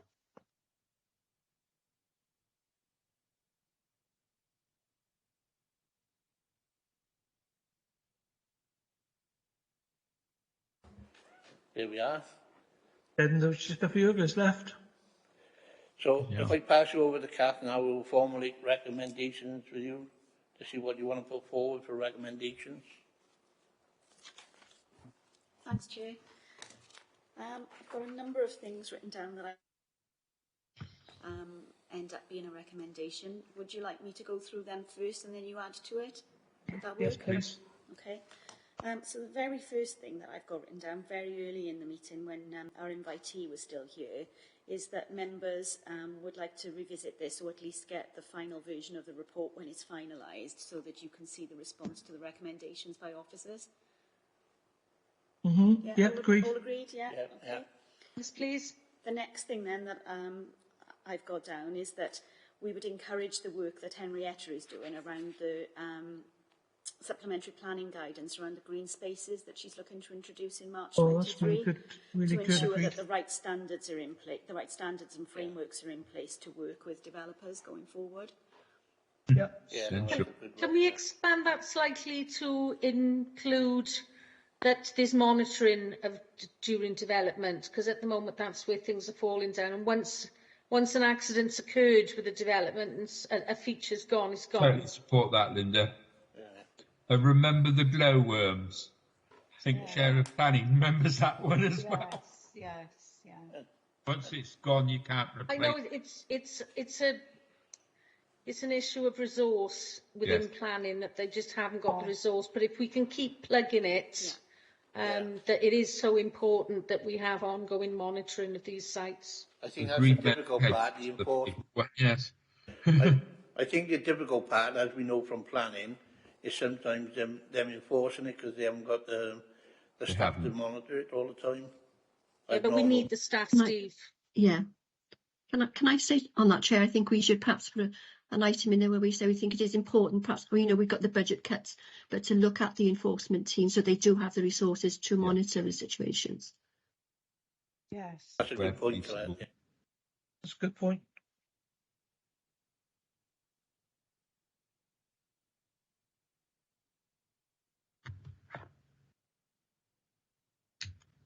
You're right, it's not quiet. Catherine's scribbling that down. Gosh, she's going some there. Okay, members, sorry about that. I just wanted to get it down. No, thank you, Kath. Okay, next. The next thing that I've got down is working differently around the on-site management of grass collections, so to use that differently to reduce carbon footprint and to provide more job satisfaction for the workforce. Get that rid to That was a beautiful bit of work. That was a lovely idea, that. Yeah. And also I think about kind of moving more compost bins into those areas so they can be utilised in those areas as well, I think. Don't you think so, Linda? It's not really about bins in those areas. No, but it's about areas where it can be composted. Space for composting. Space. Yeah. For composting. Where feasible. Where feasible. Yeah, I've got that. Yeah. I know Newport. Not bins, but just space to actually compost. Yeah. And then the last one that I've got is capture the work that is currently being carried out by volunteers, but do more to involve communities in the wider council services around the protection of our green spaces and infrastructure. Yeah. That's mostly done. That's the work. That last bit that I was on about. It goes there and it goes on the next bit. That is what you're getting at, Councillor Ashley, isn't it? That is very much what. That's good. Okay. So they are all of the recommendations I've got. Are there any others from anyone else that I didn't capture? We asked the question about the opportunities for tree planting, and they said that they were also talking to the wider communities, but they weren't. It was almost like they were saying for Blaenavon that they wanted for Blaenavon to get in touch with them. It wasn't the other way around. Does that make sense? So more collaborative working? Yeah. More proactive. Yeah. More proactive. They're saying that they're Collaborative doing working something, with but they're saying that partners. somebody should get involved with them first.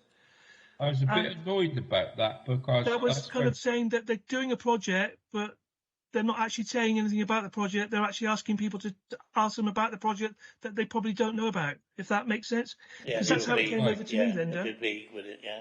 Colette, you wanted to come in? Did that come over to you like that? It was almost like they're doing something, but they're not going to tell you they're doing it. But you've got I think that's where Dave Leach is trying to improve communication Yeah. quite a bit, isn't it? Yeah. Colette wanted to come in. Yeah, it's just whether we, going back to the ABSI report, whether we could look at the two cuts on the biodiversity areas, whether perhaps we could do perhaps a pilot on that to see how it impacts on the wildlife and the biodiversity there.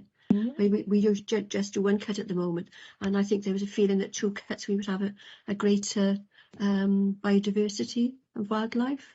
Yeah. Do you think we ought to wait until the report is in place, though, to see what they finally put as their recommendations, and then look? I'm just thinking that we don't know 100% what it is that they are going to recommend that does take place. So perhaps once we've seen the report, we could feed back at that point. Okay. Do we know when the report's going to be done and whether we can? I don't think he said, did he? They're working on it at the moment, but he said there are other things that are left to do before they can finalise it. Right. Okay. Thanks. Are you happy with that? Yeah. That's fine then. Yeah. Thanks. Yeah. Councillor Parish, you've got one. Yes, Chair. I think it's important that we continue in the communication and education side of it. Yeah. Yeah. The important one, that one, I know. I put my hand up. Does anyone want to jump in? I said like you, Mr. Ashley. No, I wanted. Kath, can I separate out the two things I said? The one with the ABSI guy was about the operatives working locally. It was also them engaging with local groups like park groups, etc., and their expertise. That is a separate thing from when I was talking to Steve, Rachel et al., engaging at their level with groups. Andrew does it well, his team do it well, but that's two separate issues. Does that make sense, what I've said there? Yes and no. I'm not quite sure how to word it. The point about the local involvement of the neighbourhood teams, that was via the ABSI guy, and that was about the engagement of operatives and their expertise working locally. That's on the ground, if you like, and that is working. And it's important they work with the local voluntary organisations and the litter pickers and people like that. That's local. They do work really well, and it should be encouraged. That's something completely different from what I was saying about the voluntary setups that they've got going, that Rachel needs to capture who they are and what they are, and that thing there. That's something completely and utterly different. Do you mean things like, the Fish Ponds Park in my ward? Yeah, and the litter pickers and everything. Yes, I understand what you've you're got practical partnership working with our operatives, and then you've got Rachel and co working, knowing that voluntary thing, that 100-odd things going on there. That's a completely different issue. It's a policy level. Yeah. No, good. And that does actually probably save us a heck of a lot of money as well. But they need to capture who they are and what the value is to the council. Yeah. Some of it's good and some of it's bad. It must be. Councillor Clarkson, you got another one? Yes, please. It's going back to the risks and antisocial behaviour, vandalism, and the points that Henrietta raised about some of the research that her colleague has undertaken, and the other local authorities and European areas, changing the way that we actually equip our green spaces so that there is more generational use, actually looking at why they're becoming targeted for antisocial behaviour and vandalism, and that seems to be the future for me, and whether we can recommend that there's more work done on that, and best practice around other authorities to look to see if we can reduce these risks. Yeah. Can I come in there, Chair? Yeah, go on. I mentioned Fish Ponds Park in my ward. Well, there was a lot of antisocial behaviour on times in that park. Since the community has taken it over and more people are spending time working on, the trees, beds, grass, everything, the antisocial behaviour has just faded away. Do you know what I mean? Because the other people are in there working, and it's been a real community engagement, isn't it, Linda? It's been a real boost, for the area. My only concern is that, again, we're relying on volunteers. Volunteers are gold. Without the correct support, a whole project can be scuppered by the loss of a few key members of volunteers. It can all fall apart. So then things go backwards, things get overgrown again. It's how to maintain it. Well, that's forward, why I keep saying to Andrew Osborne, these type of projects, like the sports ones, should have some form of formal agreement. So if they do scupper, we know about it. You've got an agreement with your British project, haven't you? I have, but yes, how valuable it is, Stuart, is another matter valuable altogether. Enough for them to say they're going to do something. None of these volunteering projects have formal agreements. There's an obligation. The Bowls projects do. They say they're going to do something. These park projects are informal, and there's nothing to say, Andrew Osborne, if we stop the parks neighbourhood services projects, say they're going to do anything. And I've said to Osborne quite often, it's along the lines of, we agree we're doing something here, and you agree. That's all they need. So there's actually a piece of paper that says that. I don't think they'll soak up the risk, though, of taking over the work. No, they won't. So what you're asking is a collaboration it's all on the volunteers' side. Yeah, they have in my board. They have taken responsibility. They're a charity, registered charity, and they are doing really, really good work and looking to the future as well. Nick, you wanted to come in and Stuart asked you. Yeah, just going back on what Linda's saying, just the whole idea that it's trying to get the community engagement within it. But if it's officer-led within the community, then you've got the structure of, if we're showing, as a council, we're actually showing that we want to engage with the community, the community surely will want to engage with the community with it. Yeah. And if there's an engagement that's happening saying, hey, we're going to help you do this, then surely we're going to have more engagement across the community. Yeah, Does that make sense? That one's in there. I think Kath just said that. Is it already there? But it still needs a piece of paper saying obligations on both sides. More hold on, let Kath come in a minute. Yeah. Sorry, Nick. Thanks, members. Yeah, I'm just trying to put something down around what you're all saying. I also think about engagement. One of the earlier recommendations that we put in about doing more to involve communities in the wider council services. That's a lot of the work that Dave Leach's new directorate is doing, the communities in digital. And I think going forward, that will become more apparent what is being put in place. But I've also written something down around formal agreements with volunteers to help understand who and what is being done, so that there's a structure in place that we can understand and they know where they stand too. So I think over time that will become something that Dave's World will take on anyway. Kath, there's a very simple solution to it. It's called Torvine Voluntary Alliance. They're in this business. Dave's talking to that. Stuart, a lot of what you said earlier, that's why we're trying to cut you, is actually in the report. Yes. It's stated in there. That's why I wasn't cutting you to be awkward. I was trying to stop you, because it was already in there. One thing we haven't really thought about is, with the financial impact, what it is, and could be reductions, how that could affect any of the services. Yes. We don't know yet, do we? You see, one of the problems... That's happening now, isn't it? Yep. One of the problems is for volunteers doing that, you could cut, and they've done that in the past, haven't they, with sports grounds? Yep. Sorry, we can't ask a question as a recommendation, and you didn't discuss finance with them. So we can't put something in now that we didn't discuss during the meeting. Right. Can I have another observation, if I may, about it? It comes from one of the questions, which was about data. Steve, you asked a question about trees. I asked it about hedges and other facts. That factual update is actually essential for global climate change and other bits of work that we're doing. I thought it was a good question that you asked. So we recommend that the £750 a year is spent to keep that survey up to date. I think that's a very good point, Linda. Or it's looked, not that it is, that we look at whether that's achievable. Yeah, I was going to say, obviously you can put that in as a recommendation, but during the meeting numerous times, Rachel said about things being pressures in the MTFP. So obviously then that would be something that would have to be discussed in the further budget round. But you can recommend it here, but it would be dealt with as a bigger It's not a big outlay, is it? That could it could feed into future work around biodiversity policy, evaluation of our policies.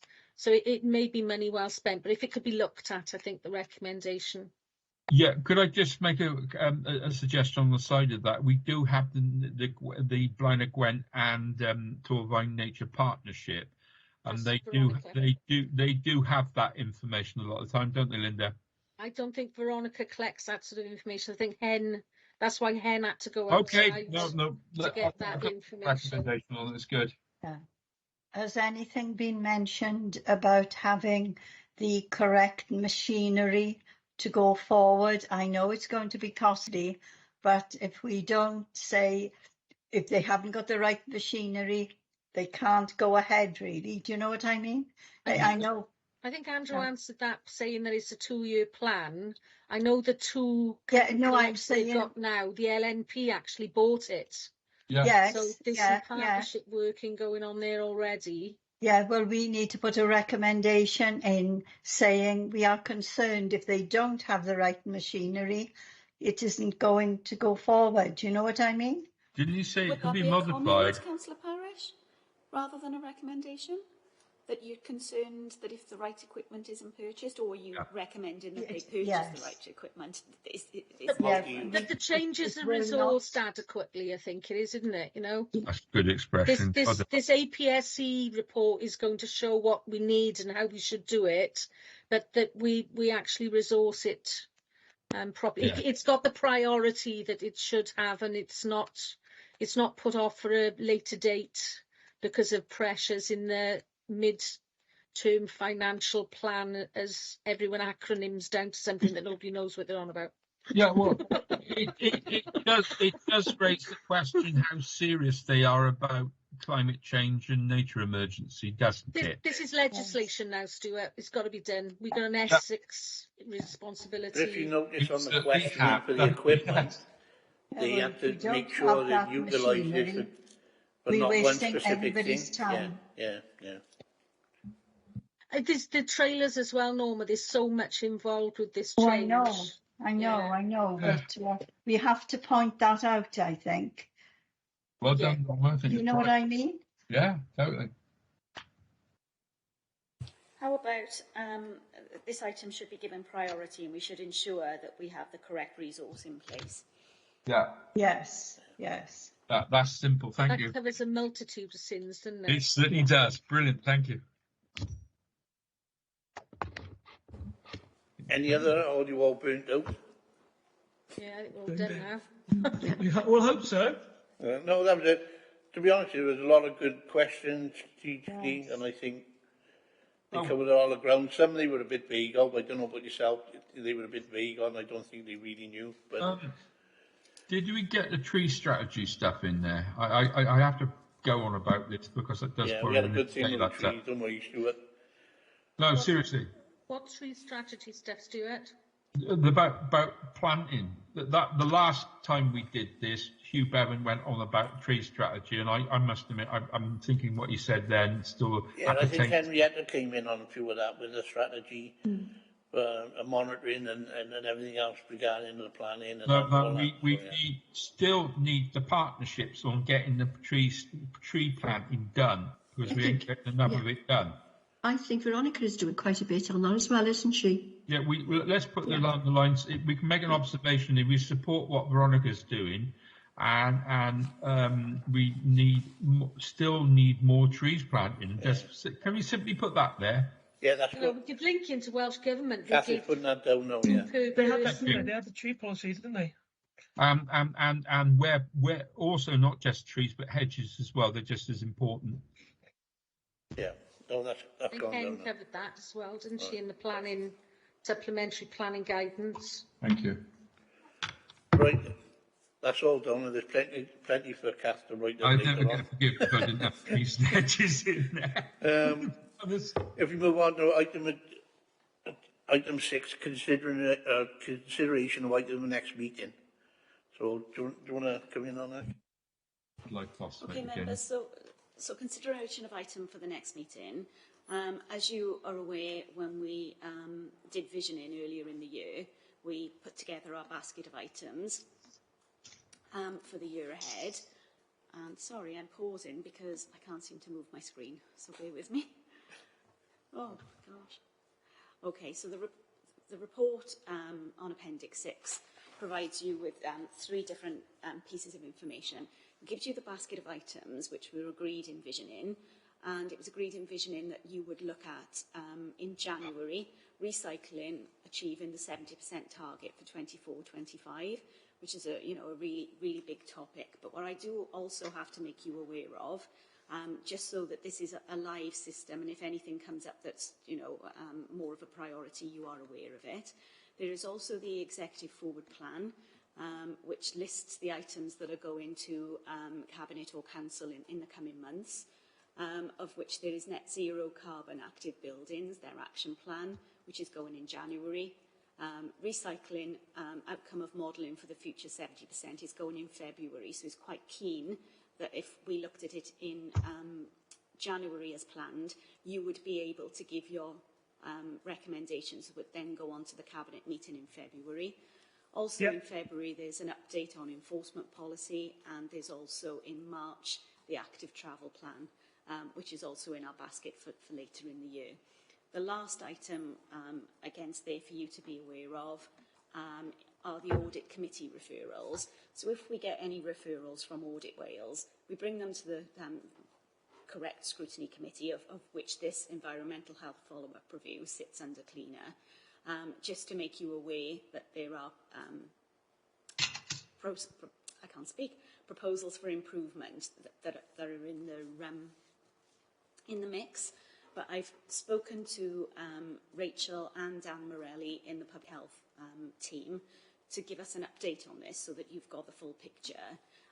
And out of the recommendations that are there, and I can send this to you separately, there is a table where Rachel has provided her updates on it, and she is suggesting that each the progress made so far is enough that we can now suggest that those proposals for improvement are closed down. So what will happen is, if you're happy that you are comfortable with the proposals and their progress, it will go to the next governance and audit meeting to confirm that that the officers have done what they said they would do, and then this comes off the agenda going forward.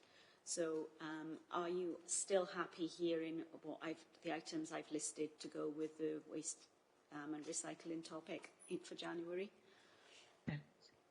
You're all happy to move that one forward, yeah? Okay. I think we should be a good one anyway for us. Okay, so what I'll do with that then is that I will start working with the chair and officers to start pulling the draft pro forma together. If you, as a committee, can start having a think about whether or not there are any invitees that you think would be worth coming when we are looking to see how we can go forward in increasing our recycling target. It may also be worth taking you back to early in the meeting when we looked at that action sheet and the visit for the Teacock Distribution Centre. I don't know whether that is relevant, but I can take that back to officers and ask, and it might be worth putting something in if they feel that that is appropriate and relevant and will help you with your recommendations at the next topic, to carry that out as well. So if you leave that with me, I'll start putting some things in place and I'll be in touch with the pro forma nearer the time. Yeah, good. Members happy with that? Because I think it's a good idea to see what it actually does. Yes, and you very can make good. a better recommendation. Nick, did you want to say something? Yeah, we should have had something about the chemicals, didn't we, on the last, and that was cancelled. Is there an update on when we're going to get that, the weed cleaning? I did send an email out to you all yesterday, members. We're still working in line with Cardiff because we are obviously in a position that until Cardiff is able to release their report, we can't use it. They are looking to potentially take a report to their cabinet in January and then their further scrutiny. As soon as they have made it available, they will contact us so that we can look at putting another meeting in place. So it is in hand. We are still in contact with Cardiff, and they've assured us they'll let us know as soon as we're able to use the contents of their review document. So would we have an extra meeting to put this into place, because it's obviously an important issue? It very much depends, Councillor Hall, on when they come back to us. If it's within this term and there is Yeah. time to be able to do that, then Sure. yes, we will bring an additional meeting in, because obviously we've tried twice and they've been cancelled. Yeah. So if we can, within the timescales of this term, prior to May, we will do that. If it is a later time than that, what will happen is that this will sit in our vision-in basket again, ready for the next term, and I would assume at that point that it would probably be one of the first meetings that you would want to have sort of Sure. in September. But it's very much Okay. dependent on when they come back to us, really. But it won't be Okay, forgotten. thank you. Thank you. Yeah, no, that's a good point, because the amount of work that's gone behind to try and bring it, you know, for us to look at, we've been held up by Cardiff, so that's the difficult part, which Kath has said. I think it's such an I important just issue wonder as why well. we So, didn't. Sorry, go on, who was first I then? was going to say, I just wonder why we didn't know that at the outset, really. Cardiff seems to have changed the goalpost a number of times, haven't they? Yeah, when we contacted Cardiff in July after the Vision In, they asked us if we could wait until August to find out what they were doing, which was absolutely fine, because we wouldn't have put out anything in place prior to that. We met with them at the end of August, and that's when they said that they wouldn't be, they didn't think that they would be able to publicise their report within time for us to do their September, but they would keep us posted. And then it was very close to the September meeting when they said, sorry, we're not going to be able to share. We then worked with them for a date that we hoped would be suitable for both Torfaen and Cardiff, in being the November the 10th meeting, but at the last hurdle again, they were unable to progress.